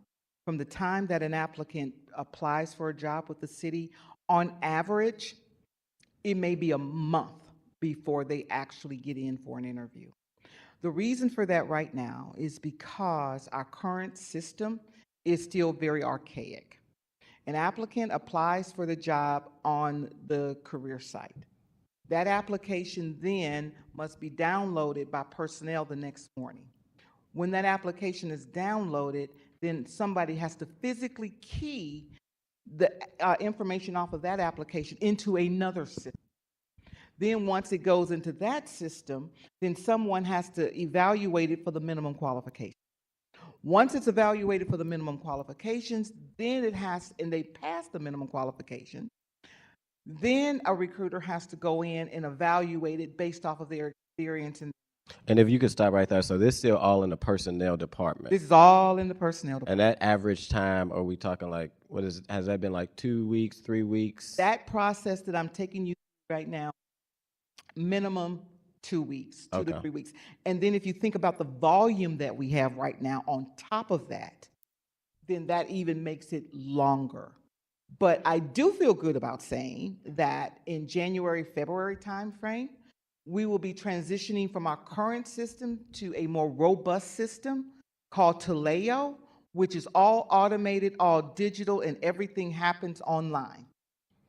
So that Taleo, and when are y'all going to that? We're in configuration stages right now with implementation to take place January, February timeframe, where everything actually happens online. The requisition is created through the system, flows into personnel department, flows directly to the recruiter. Applicants then can actually upload documents. They don't have to mail documents into us anymore and worry about them getting lost. So all of the paper and everything that makes our process so cumbersome goes away. Well, I see you got the cross on, so I'm gonna say amen to that, because that's a hot mess that somebody still got to mail in documents and hope it gets to the right room. Yes, and that is happening not only with applicants sending information into us, but it also happens with appointing authorities just trying to get a requisition to us. It still has to go through a lot of it still goes through the mail carrier, paper document, but we have recently said no more paper, scan and email to us, because things are getting lost, it prolongs it, it holds things up, et cetera. So after that 2-week process of getting that, and Taleo is going to probably minimize that to probably a 2-day process. So after you, in that 2 weeks of all that, just trying to make sure the application is good, then do you have to send it to that department for? But once it's evaluated, then they are ranked, and then the top 6 only are sent to an appointing authority to interview. The appointing authority has 21 days from when they receive that to interview, make a selection, send it back into personnel. Some of them may do it right away. Some of them may prolong it, and it may take them, a couple of weeks, to go through and interview the candidates, et cetera. So now I submit an application potentially into a 2-month process. By that time, someone else down the street has already hired them. We're no longer in the same market that we were before, where we're the employer of choice or the only employer in the area. Everybody's recruiting, everybody is hiring. So we have to be much more proactive and act with a sense of urgency with getting things done. And that is a culture shift that we're going through within the department. And that was going to be my question. So is there, if a department has 24 days, which I know all our departments are busy, but they also are understaffed, so maybe they not that busy to, 20, could that be a ordinance to say once an application is received from personnel that this department has, I don't want to tie their hands, but this department has 2 weeks to get it back to bring that 2-month process down to maybe a month process? Yes. So I'm in the process of rewriting our administrative regulation and also civil service rules to support what you just said. So we have to put a tighter time frame on getting this work done. The current administrative regulation says that they have 21 days, but that needs to be changed. So we ain't got to worry about it because you're gonna do the practice on your side. No, we've got it on this side. Amen. The second time. I think that is all my questions at the moment. And if I do, I will come back. But again, I just want to thank you for your leadership and walking us through that process. Thank you. Sure, Madam Alderwoman Boyd. I just wanted to ask, since they had the hoopla about lifting the residency, have you all had an increase? Oh, yes. Flooding, if people flooded in to apply for a job in the city? Right. Not a flood, but we have seen increased applications from applicants outside of the city of St. Louis, and we have hired a number. Is it 10%, 20%? Maybe 20%, 30%, but not just not an influx or being overwhelmed with it. And I'll tell you, for the Department of Personnel, as an example, I have interviewed 3 candidates from outside of the city of St. Louis, took them through the process, were able to meet their salary requirements, and they turned the jobs down. So they're applying, but I'm not, at least my personal experience has been, I haven't seen where they will actually accept the job and come on board. Okay, thank you. Yes, ma'am. Thank you. Yeah, no, I think on that same line, it would be helpful if the Department of Personnel would be willing to provide a sort of a summary at the end of the year or sometime early next year on kind of that particular policy. I think we're all very curious about how the the residency is impacting not only the applicants, but certainly the hires and the retention here. Okay, I have a couple questions and then we'll kind of do another round here. Something you mentioned earlier, Director, about the referrals. This was a question I think Alderwoman Boyd brought up. Are we able to implement a policy where we do, if somebody comes in, tests positive, it can't work for the SLMPD, but we have several other opportunities for them, that we are providing some counseling or direction or referrals to other positions within the city departments to implement something proactive in that way? I think it would be helpful to maybe consider. Right. So the only thing with that, that I have to be cautioned, and I've got my colleague, my deputy here with me, so he's going to keep me legal. Because of our processes within the city of St. Louis and being a merit-based system, civil service system, the Department of Personnel cannot refer candidates that have not actually applied for a position and have gone through that process and be deemed qualified. So we can't do any type of referral process other than that, right, John? Yeah, okay. And so the thing that we could do somehow on our website, because we are redesigning our career site, somehow maybe have a blurb for particular positions that, if you don't, what the requirements are, and if you don't, pass the background check, there may be other positions in the city that you can apply for. We could probably do something along those lines. But as far as making a personal or not a personal, but a professional referral to another position, I can't see a way that we could do that. Yeah. Okay, that's helpful to think through, to kind of talk through. But we will give it more thought, Alderwoman. Okay.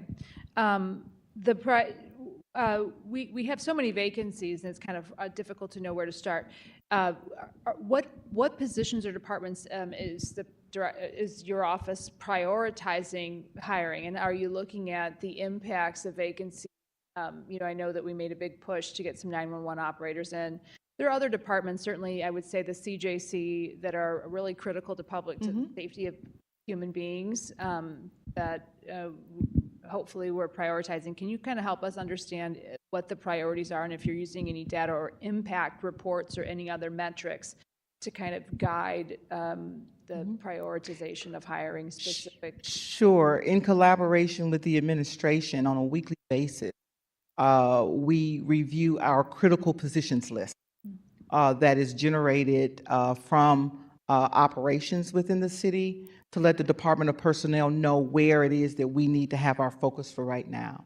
So for example, right now, there is a push or a focus on HEO1, HEO2s.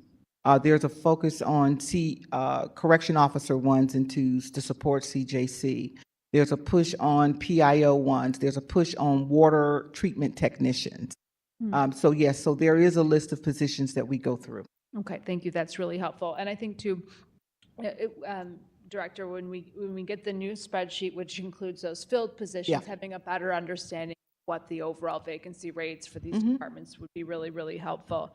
Are the critical positions list something you can share, or is that something that? It's very fluid, so it changes, from week to week, and we primarily use it as an internal document for focus, right now. Okay. When it comes to, something we discussed a little bit earlier was the St. Louis Police Department Academy. Yes. I'm glad to hear we have some movement on recruitment in that way. One of the criticisms we get on a regional basis is the lack of a combined academy between the city and the county. Is this something we've looked at, potentially combining the city and county St. Louis Police, the Police Department Academy to be more efficient and maybe even help with some recruitment across those lines, and certainly better coordination and even just relationship building with St. Louis County? I can't speak to that. That would be something that would need to be addressed more specifically from an SLMPD standpoint, because the Department of Personnel, we really don't get involved in that level of detail with their recruiting. I'll just say I think that would be pretty helpful. The CDLs, I think that the issue of kind of training folks and having them lead is a really important one. Something we learned in the budget, or excuse me, in the HUD's hearing that the Chairwoman Clark Hubbard had regarding updating on the ARPA funds. The Slate Department is doing a lot of training, specifically when it comes to CDLs and other technical trainings, but we're not requiring those folks apply for or work for the city of St. Louis. I think that would certainly, those folks that are receiving those trainings that we're paying for through our ARPA funds would certainly be an excellent pool of applicants for city employment. It was frustrating to hear that those folks weren't sort of being required or encouraged or directed to. I'm sure they're being directed or encouraged, but those are funds that the city is expending. I would be interested in considering a measure that requires repayment, as Alderwoman Boyd suggested, when we're spending city tax dollars and training folks, which we should do. I think we absolutely should do those trainings, but to find ways that we can legally require repayment when there's not a retention of an employment for those folks. Right. So if that's something that this committee can work with the personnel department on preparing, that would be could be very helpful in retaining some of these folks. That would be great, but for clarity, just a bit of clarity. The Department of Personnel works very, very, very, very closely with Slate on all of these programs. Okay. And our relationship is such that they forward all of the applicants to the Department of Personnel for employment. The caveat is, though, that even though that they've gone through this program in which we've used funds for, they still have to go through the personnel process for evaluation. And so, for example, utility worker, if I have I currently have 175 people on the list for utility worker. If they do not rank and score high enough to get on a list, I can't arbitrarily put them at the top of the list because they've gone through this program over here. So Slate is very proactive in getting everybody through the Department of Personnel and getting their application. It's just that when they get to us, they have to go through our process to be employed. And so I think that, back to what Alderwoman Spencer is saying, even though to have something that could be a part of the compensation ordinance that says, though, that if you receive trainings through the city of St. Louis, et cetera, that there would be some repayment. We have to look into that a little bit further because it's going to also be dependent upon the grant that Slate has, because a lot of their grants are for them to provide trainings to people to be able to go work, not necessarily for the city of St. Louis. So we'll have to look at and do some research into all of that. Kind of lastly, we're kind of taking a step back. What are the most challenged positions, say, to fill, the most challenging areas the most challenging, I think, to fill right now are in the health department, even though Dr. Mahdi does an excellent job recruiting. We have the significant positions and things that we need to fill to support CJC right now. In trying to find a chief medical officer, et cetera. So, her positions right now are critical and important and somewhat, hard to fill. Finding positions for the comptroller's office, financial positions right now are hard to fill. We've had somewhat difficult time sourcing candidates for that. The others, there's beginning to be just a good flow of applicants. Those positions that service our constituents in the city, HEO2s, refuse drivers, et cetera, we are seeing improvement with those applications. The other area that's very hard to fill is with our water treatment facilities. With our engineers, to support Mr. Scobie, out there. So that's another area where there's difficulty right now. I think what would be really helpful is if, following the end of the year, early in the January month. If you would mind coming back before the committee and identifying what are those really consistently difficult to fill positions, and that way, before we get into the budget cycle, we can consider some of the areas where we may need to, and as Alderwoman Saunier was talking about, paying people, just taking a hard look at where we need to adjust some things early enough on in the process. So I think if we could do that early in January, or sometime in January, February, would be very helpful to kind of inform the committee, especially now that we've implemented some of these new procedures. Yes. and gotten rid of most of the typewriters. All of them out of Department of Personnel. There's not one left. Okay. But I think it would be helpful to kind of understand how those things are sitting and settling, and how the residency requirement and other things are kind of shifting things, so we can make some adjustments where we need to going into the next budget cycle. I think that would be very helpful. I know we have a couple of additional questions from the committee. Alderwoman Saunier, I believe, and Alderman Aldridge both had follow-up. Okay. Well, we could just do a round robin here. Alderwoman Boyd, did you have any follow-up questions? The only question that I had is and as Alderwoman Spencer said, all these positions open. So I guess my question, are we going to colleges, high schools to try to start working with those? Because I did hear the police said that's their goal. So are we with personnel looking to go with that? So the Department of Personnel over the last, I would probably say 3 to 4 months, has been much more active with outreach. As Alderman Aldridge mentioned, we go out to the ward meetings, town halls, we set up tables. We have a good relationship with Rankin. We're at all of their career fairs. We go to all of the high schools in the areas a couple of times a year. And we talk to high school students, seniors, and pass out applications for them. So we are very, very active with outreach. We are looking to improve that with actually getting out to colleges and universities. We have not done much work in that space. So Harris, Stowe, WashU, SLU, Mizzou, we don't have active relationships with them. But part of Dr. Byrd, Anthony Byrd, who's on my staff now, part of his job is to begin the outreach at the college and university level. So we will be improving in that space. That's good, yeah.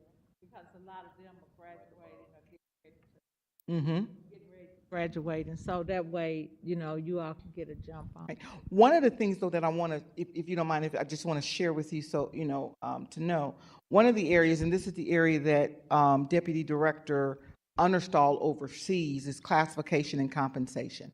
One of the things is that our current classification and compensation system has not been upgraded in over 40 years. And the way that our classification standards are currently listed does not support the workforce that we're dealing with today. So a lot of people that may be qualified for our jobs from a skill standpoint are eliminated because they don't meet the standards of our current class system. So that's one of the things that we're looking at over the next year to overhaul, is that system to make it more fluid, to be able to attract college graduates or people that may not have, certain knowledge, but they have a skill. As an example, IBM no longer requires a degree as a form of for requirement. If someone has a skill, then they will consider hiring that person. Because people today, our children, young people are growing up with technology built into their DNA, and that may not necessarily require a degree. So we have to relook that entire piece of work of how we're currently determining what's a qualification to come work in jobs for the city of St. Alderwoman Schweitzer.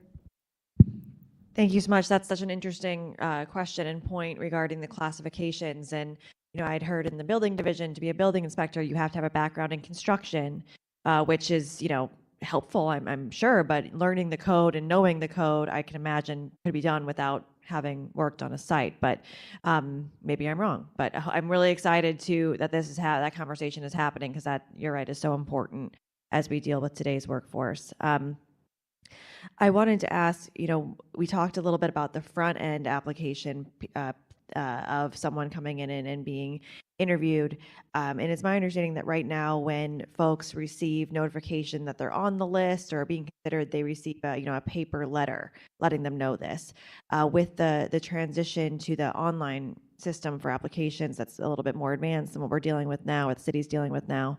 Do you anticipate that notification system will also become more advanced in terms of text, emails, more up to date communication methods? Yes, Alderwoman, it's built into the system where those are automatically generated once an applicant has been identified as eligible or will go on a list.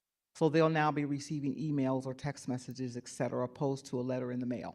And when they get that email, say it says, you don't qualify for this job, can that letter also say, but that's okay because there's 100 million other jobs in the city of St. Louis. Here's where you find the list. Or is there a recruiter who their phone number is given in that, I'm just trying to, every time we're communicating with anyone, think about what we can say to them that moves the city's goals forward. Right. I'm taking that note. Okay. Yes, we can add it. Okay, that would be great. Okay, yeah, I'm glad to hear that that's going to be updated through the new process as well. I think that's something that, with people moving regularly or, just not, just a different way people communicate now. I think, obviously mail is still an important communication tool, but it's not the only way people communicate. Yes. Thank you. That's all. Alderwoman Saunier. Thank you. Thank you. So my first question that I kind of wanted to ask was about can you talk to me a little bit about what is the process for firefighters and their hiring process? Are we having any difficulty recruiting firefighters or retaining firefighters? I'm just curious. We have a lot of things going on the legislative end about conversations in that department. So I just think this could be a helpful context as we make those decisions. Sure. So the process for firefighters is very similar to that of police. The difference is that the firefighters, they do all of their recruiting, or all their recruiting is based off of lists that they receive as a result of tests. We just recently finished the probationary firefighter testing, which was taking place, the next phase of it, over the last 3 weeks. And so what will happen, and we'll have in over 200 applicants, say, for example, for that. And so they will just automatically go down that list based off of the score and hire as they need. So we don't have the vacancy rate like what they have over in SLMPD. And so whenever a vacancy comes out and within fire, at a higher level, a battalion fire chief, et cetera, they just go to the list and they pull from the list and they promote. Is pretty much the way that happens, based off of a requisition being submitted and approved by the public safety director. So you would say that we don't really have an issue with hiring? We have, I would probably say, an issue that I believe that is being resolved with EMS positions, not so much the firefighters, but with EMS, we do have vacancies there that we need to get filled. Kind of the same as it was for public safety dispatcher. So those positions, yes, we are having some difficulty filling those. Thank you. And that was a great line, because my last question is just about, and you may not know offhand, so if you need to get to me later, that's okay. But I always like to update my neighborhoods and community as I move through them on, they always want to know about dispatchers in 911. I know we just had another class, but do you have a current, up-to-date number about where we are with dispatchers and 911 operators? Yes, 911 dispatchers, we only have 9 out of the 40 to 50 that we had a few months ago. Thank you. And that's for all of 911? Yes. Thank you. Alderman Aldridge. I I'll keep it short because you kind of hit on it, Chairwoman. One of the questions I was going to ask, as we are the Budget Committee, I know December is usually the time. December, January is when, if I'm not mistaken, the director probably meets with all the departments. Is that correct? Yes. So coming in April, when I came in and some of my colleagues, and then the Budget Committee kind of gets started in end of April, beginning of May, we're a little bit behind the curve because the budget is already made up and get it. So I was going to ask, it's a lot of things that we're asking from your department to be innovative and to go out to these college campuses and do all these wonderful things, which is a great thing to show up to these community meetings, which again, I encourage my colleagues to reach out to you for that. Is there anything that you would see in the future of your office needing as far as more support to ensure that as the office is becoming more technology savvy, that's getting rid of the typewriters, bringing in not Oracle, Tezi, or one of the Taleo. Do you see your office needing maybe additional member or personnel person to be able to actually do these creative things that we're asking the personnel department to change very quickly or see light down the line? Thank you very much for that, Alderman. And to answer your question, yes. There are going to be resources that the Department of Personnel needs now, as well as in the future, to be able to execute many of these things. A lot of them, we've just been creatively moving people around within the Department of Personnel and asking them to do things that they didn't used to do to be able to get this done. But with the volume that you can see from just these numbers in front of you, the current staffing levels will not we will not see the improvement levels that we need to see without adding additional staff to get it done. And so I'm working with the administration on that to put that through and hopefully get it approved. Well, I would love to, I'll be sending you an email because I'd love to sit down with you because I know, not saying that the administration don't grant it, sometimes maybe you guys ask for things and we have a great budget director, keeps it very tight and conservative to make sure that money's tight, but maybe sometimes we really need an additional position like what this budget committee did with the health department when it came to a receptionist. So I'd love to send you an email to have those conversations I would early. appreciate that. Thank you. Thank you. All right. I just wanted to make one more point, something that we haven't talked about. The departments that the Department of Personnel is over does not include any of the appointed positions. No, ma'am. And nor does it include any of the departments that are, as we discussed yesterday, patronage positions such as the treasurer's office, city circuit attorney, the collector of revenue, the recorder of deeds, and all these other offices. So those other departments are doing their own hiring. Yes. And they're doing that hiring outside of the personnel department. And they have their own processes for that. So I just wanted to make clear there's a tranche of city employees that are not under this. Director, when you send the updated spreadsheet with the filled positions included, you're unable to send information about the positions filled in those other departments. Is that correct? That's correct. So just now, let me check into that and see what our restrictions are around that. I do stand corrected, Alderwoman, in that because of the Oracle system, we do have access to that data. Okay. But whether or not we can pull it and send it on behalf of a patronage department or something like that, I don't know what our restrictions or limits are on that. So I'll have to look into it. Because I think to the Alderman Aldrich's point earlier about what happens when with the failure of the raises and where those funds go, in the same way, I think it's important to understand how this is impacting our city's budget, the openings, and where those additional funds end up going for the unfilled positions. Okay. Director, it was so nice of you to come. Thank you again for preparing the data and our meeting. Isaiah did a great job creating some summaries for us and helping us kind of parse through the data that we have. Thank you for time for us today and Yes, answering ma'am. all of our questions, and for being willing to come back in January and helping Yes. us do our job of helping you Mm-hmm. identify some of those shortfalls in the salaries that may help fill the positions that are remaining Okay. vacant. Okay, with that, thank you. Thank you, Director. I'd like to invite the Appreciate it. Director of Operations for the city, Nancy Cross, to come up just to briefly discuss something that's been in the news, something that's certainly impacting our city's budget, the sales tax on marijuana. I asked the Director to kind of speak to that, what happened there and what the city is doing to take care of making sure that doesn't have any missteps of that sort don't happen in the future. Nancy, thanks for coming back down. I know you're running between meetings. Thank you for making time to kind of briefly brief the committee on this.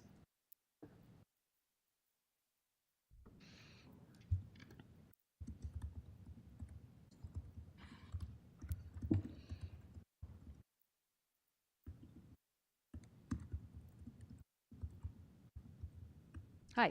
Hi, I'm Nancy Cross. I'm the Executive Director of Operations for the City of St. Louis. My name is Nancy Cross. I'm the Executive Director of Operations for the City of St. Louis, and I work out of the Mayor's office. I don't know how you want to approach this. You can just update us, Nancy. I know. Okay. I think we all know. So I think this has become, this is a non-issue in the sense of the fact that the mayor's office was notified of this problem on November 13th by a city fiscal analysis from the Board of Alderpeople. Within less than 24 hours, we have reached out to the Department of Revenue. We had traced back to figure out who, if anyone, was automatically responsible to notify the Department of Revenue. In that search, we found that Missouri State Statute 32.087 of the Missouri laws was unclear on who was exactly the person to respond. It just said that it had to be a governing body or official of such taxing entity, which means it could be anybody.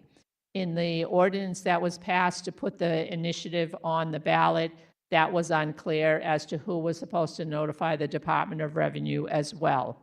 So in our research, we found that at one point back, probably 15 years ago, in either 2000 or 2008, 2007 or 2008, the Comptroller's Office notified the Department of Revenue about a tax change. And a different time, the Board of Elections notified the Department of Revenue.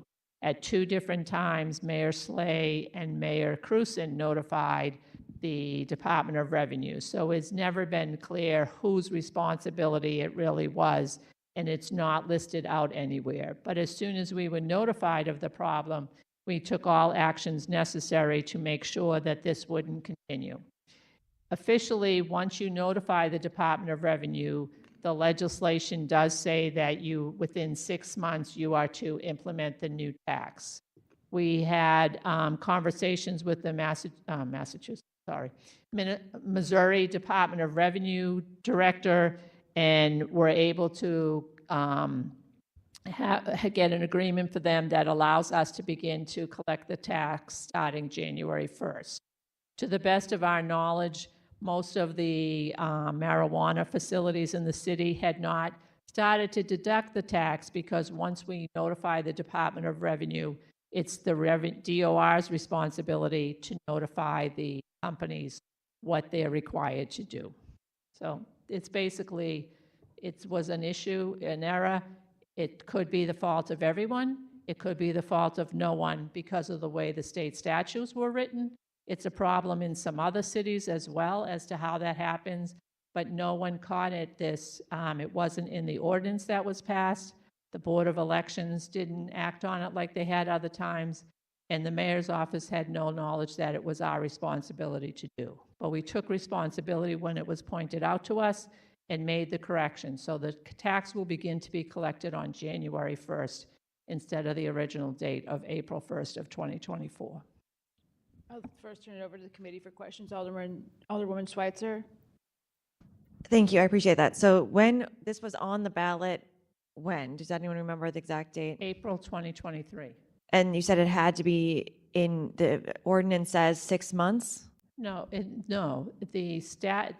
there is a rule in the state statutes in Missouri that says that once it's passed, it gets implemented within 6 months. Not that they have to be notified within They 6 have months. to be notified by a public entity within the city. Has that, okay, so that's, It's very vague, a Okay. governing body. so that would be the 10th, if it passes in April, It would have been 6 in months would have October. been, so there's nothing that we need to do that makes it so we have to pass a new, No. we Okay. Already took care of that. Okay.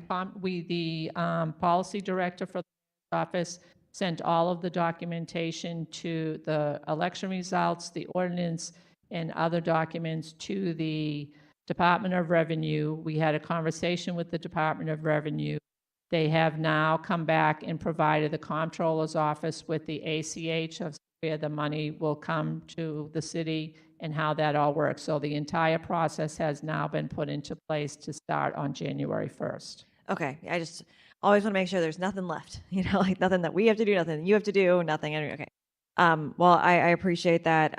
Thank you for the update. Obviously, I wish we would have been collecting the tax earlier, and I'm glad that the city will be collecting the tax. starting I would January add 1st. one thing. If you have ballot initiatives that come again that are going to have some type of tax increase, you should specify in the language as to who should, it would be helpful if we specified in the language that who will be notifying the Department of Revenue. I think that makes sense. Okay. Thank you. Yep. Alderwoman Saunier. Thank you, Director Cross. I don't, I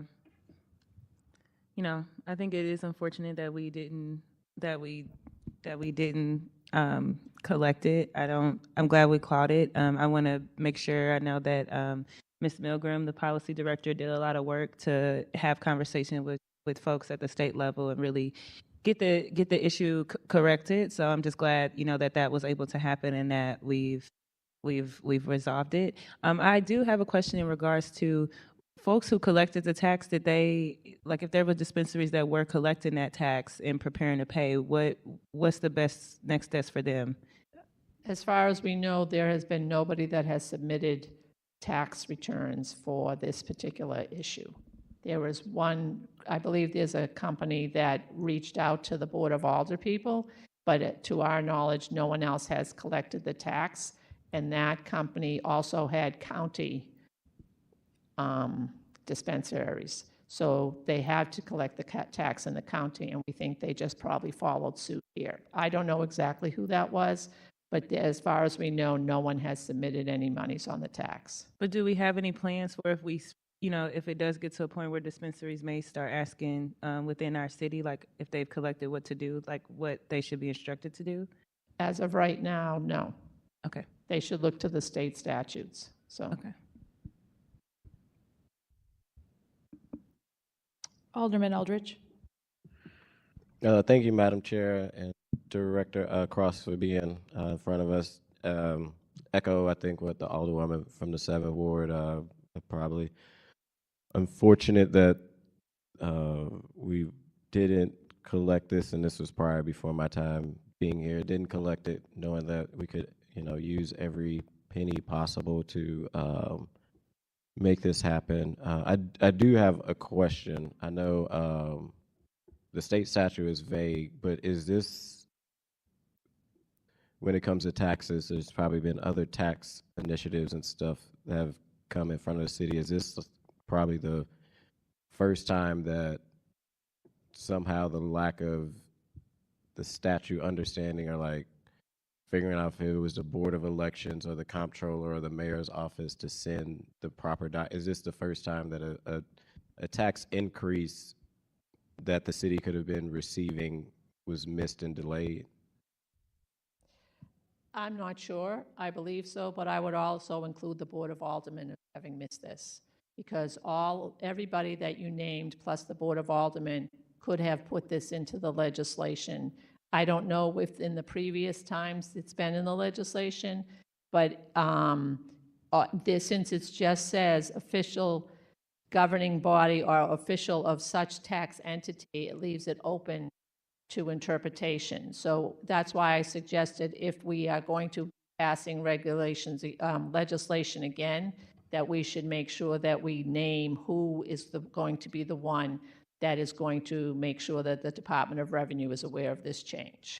And I think that's good information. Anytime we do a tax to definitely move forward, I would push back and say I don't believe that it's the Board of Aldermen's fault. I think if we pass the legislation and then it goes to the mayor's office, and from what you said, either in the past it's been the Board of Elections, the comptroller, the mayor's office to do it. I don't think the board is, it's our road then to, after we legislate and pass a tax, and then reach out to the department, as we're not like a administrative body, we're the legislative body, to and then administrate to make sure that the tax is through. So I just want to. What I'm correcting you on is that from our perspective, it wasn't in the legislation that put it on the ballot initiative. And that's an opportunity for the Board of Aldermen to say, in making sure it doesn't happen again, we will have in our legislation, this tax is going to, if this tax passes, it's the responsibility of X, Y, and Z as to who is going to notify the Department of Revenue. That's my point. Yeah, and Board of Aldermen is part of your responsibility as legislators. In case we all missed it. And I agree with you that moving forward we can do that. What I'm respectfully disagreeing is saying that in this case, with the medical marijuana, that it was a board fault that we didn't put in, or I'm not sure if any previous legislation when it comes to taxes that we directly said that the mayor office or the Board of Election or the comptroller office shall then notify the Department of Revenue. Sounds like this should be something moving forward so it don't happen again, which I agree with. But what I'm saying is I disagree, saying that we messed up when it comes to making sure the Board of Aldermen messed up to make sure that this tax was implemented. Sounds like the board voted on it and we moved it to the next channel. And somewhere in that channel, it got messed up. And that's all I was trying to figure out of if this has happened in the past. Because what is the probably correct way? Do we need to reach out to state legislators to say this entity needs to be the one? I know each county government's different, but what is an entity to reach out to the Department of Revenue to? So the state statute that I cited specifically says there's a process with newly authorized local taxes are communicated to the State Department or prescribes what that process would be. And the only thing that the state statute says, so maybe it is to get the House of Representatives and the legislature as a whole to change. All it says is the state statute it's broad, and all it says is that the governing body or official of such taxing entity should provide such notice to the Department of Revenue. So the state statute that governs this is very vague. So, and I know that there are other cities and towns that have been, are having similar problems depending on what taxes they're passing. So I think it would make sense if someone reached out and tried to get them to tweak this so that we know who is supposed to be responsible. That was my comment and question. Thank you, Director. Alderwoman Sanders, follow up. Yeah, I just, I feel like I don't want us to like start saying, oh, well, it's this person's fault, it's this group's fault, it's this entity's fault, because one of the things that I definitely believe in is that leaders have to lead from the front. And so we just waste time when we spend time making excuses. There's plenty of things that happen, within the 7th Ward that I'm not directly responsible for. I'm not forestry, I'm not refuse, I'm not these different entities. But when issues arise, because they elected me as their alderwoman, and they happen, I have to go and solve them. And I sometimes have to say, hey, I'm sorry that this happened. This is a misstep. I will get right on this and make sure it gets handled.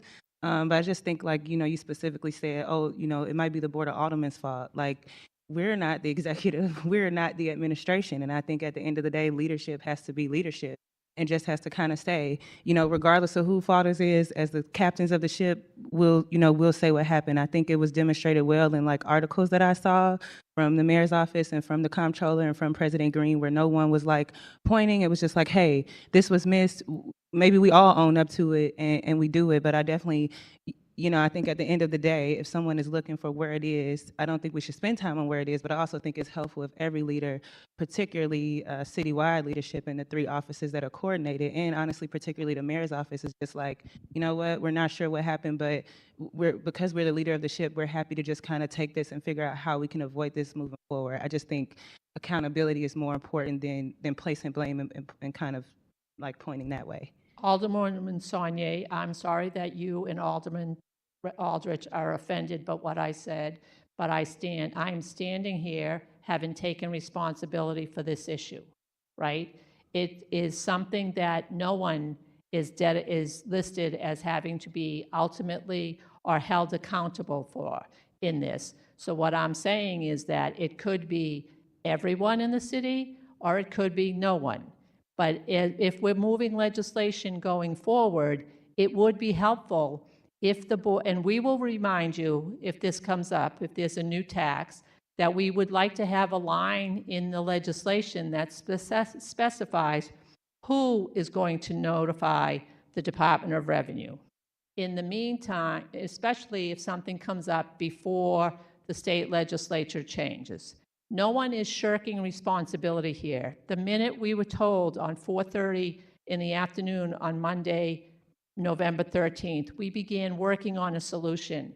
And by 2 o'clock the next afternoon, we had a solution and we had the tax being able to be implemented January 1st instead of having to wait till April 1st. So we took full responsibility for this, but this isn't necessarily on the mayor's office to do this. As I said, it's unclear. So everyone is part of this issue. And it's not the budget director's responsibility.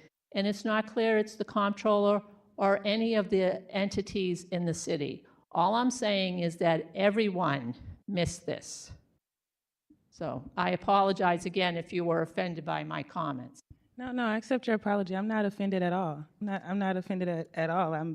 I'm just saying that leadership has to be leadership at the end of the day. I'm not offended. I don't feel the way. I think I totally understand everything you're saying. I'm very glad that we caught it, but I'm also saying that leadership has to be leadership and accountability has to be accountability. And it's okay to have both, to say, hey, this was missed. We're sorry that this is missed. And also, here's what we're doing in the future to make sure it doesn't happen again. And here's some of the things that led up to it. Like, I'm not offended or feeling away at all. I'm just still making that point, though. Thank you. I guess I remain a little bit unclear about how we're preventing that. So to Alderman Aldrich's point, we have passed sales taxes in the past. One that comes to mind is the public safety sales tax that we passed in 2016, or the economic development sales tax under Alderwoman at the time, Ingracia. And there was no issue getting that. Because there was a vested interest by the mayors at that time. Not that we aren't interested in seeing a marijuana tax have sales money come back into the city, but there was someone on the staff in the Mayor Slay's office at that time, and Mayor Slay wanted to get credit because we went back and talked to a number of people that worked in these administrations. If it was something that they really wanted to see done and promoted, they made sure that that happened. It fell through the cracks. We've taken responsibility for it. I don't know how many more times you want us to say the same thing. It is all depends on who it is and whether they were benefiting politically from going forward on that. Mayor Krewson also passed one under her time, and her office made sure that went through. I don't know that I would hope that the actions from the mayor's office are not related to whether or not they are going to benefit politically from an action, particularly one that results in $500,000 every quarter of revenue for the city. I would assume that that is not what is directing this mayor's office or any mayor's. I would hope that that's not what is driving anybody's actions here at the city of St. Louis. If you want to clarify. I will clarify that. What I'm saying is that in those other two, the NS tax and the public safety tax, there was a vested interest in promoting those taxes, and they made sure that those taxes went to the Department of Revenue. In this tax, this tax, it was missed. But it wasn't missed to be malicious or negative or hold something back from the city. And we have rectified the problem as soon as we found out about it and made the necessary corrections for it to move forward. Okay, so I guess that's the last piece. Nobody has assumed that there was any malicious intent on the mayor's office or the part of the city of St. Louis in failure to collect this tax, at least none that I'm aware of. What I'm trying to identify is what are the steps moving forward. I'm hearing you say that there are steps that have been taken, which is good. I'd like to hear what those are. And I'm also hearing that there's some fault from your perspective on the Board of Aldermen. If what you're saying is we need to direct the mayor's office, particularly when it comes to a sales tax issue, to do something, we can do that. But what are the steps internally? To my understanding, we've never had to do that in the past. The governing body of the city, the administration, would take care of those issues. I think the law is unclear. What I'm suggesting is if there is a tax that comes again, we will make sure that we bring it to people's attention. I don't think it's problematic to add a line in and say, and the Department of Revenue will be noticed by X, Y, and Z.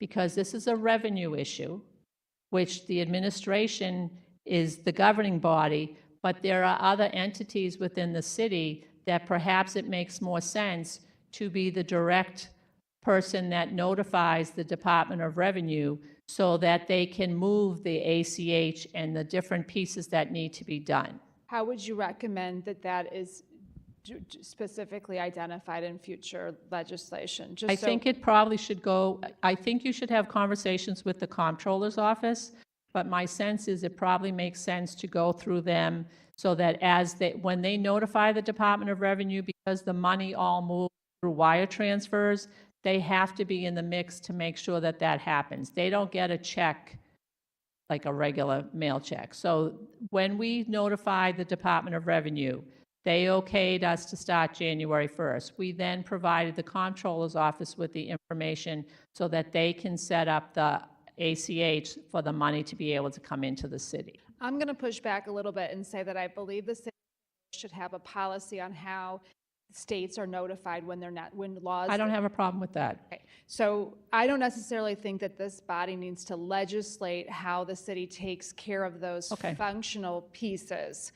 I do see your point. It could be helpful, but I do think that those policies should exist outside of being directed by this legislative branch. And it would be helpful if we could have those conversations take place and then just have a policy in place that ensures that those administrative tasks, which happened outside of this legislative body after the city was notified, be put in place so that they're clearly defined moving forward. And I think we can all agree that we don't need to belabor this anymore. We just want to make sure we understand what is the city's policy for notifying the state in issues where the state needs to be notified when it comes to taxation and other collecting of revenue. And so I think we can, without any further discussion, I'm just hoping to just clarify this. We will put a policy in place and we will notify you of that policy when that's done. Okay, thank you, Director. Alderwoman Schweitzer, did you have another follow-up? Thank you. I just wanted to highlight what Director Cross said, was that it was someone within the Board of Aldermen's office, President Green was involved, and within the Board of Aldermen office in general that did point out the issue. So I think, we need to find out if there's an issue, research the issue, and then point it out when we find one. So I just want to thank that person without mentioning their name publicly, but just say thank you to the Board of Aldermen and staff who were the ones who found this out. So thank you. Yes. And I'm grateful we're going to start collecting the tax. So really, thank you for coming down. I mean, this was an uncomfortable issue to discuss. Thank you for answering our question. Clarify. Thank you all. All right. With that, I think we have covered everything on our agenda. Am I right? Do we still have an agenda? We have. And we had no excused members because everyone was present today. And with that, I believe this is our last committee hearing of the year. Do you have an announcement? I did. Comment away, Alderman Aldrich, from the 14th. Thank you, Madam Chair and members of the board. I know these meetings are always live. I'm gonna take a playbook out of Alderwoman from the 10th Awards thing. I want to be very clear and go on record. I'm not trying to go backwards. I just want everyone who's watching to know my questioning to the director was not me being, I wasn't offended. I just wanted to be clear and set the record straight on who, that the board, it wasn't the board's fault. So I just want to be on record on that. So not offended and having tough conversations. Thank you. Okay, and with that, I will take a motion to adjourn. Move to adjourn. Here, Previous roll. hearing. And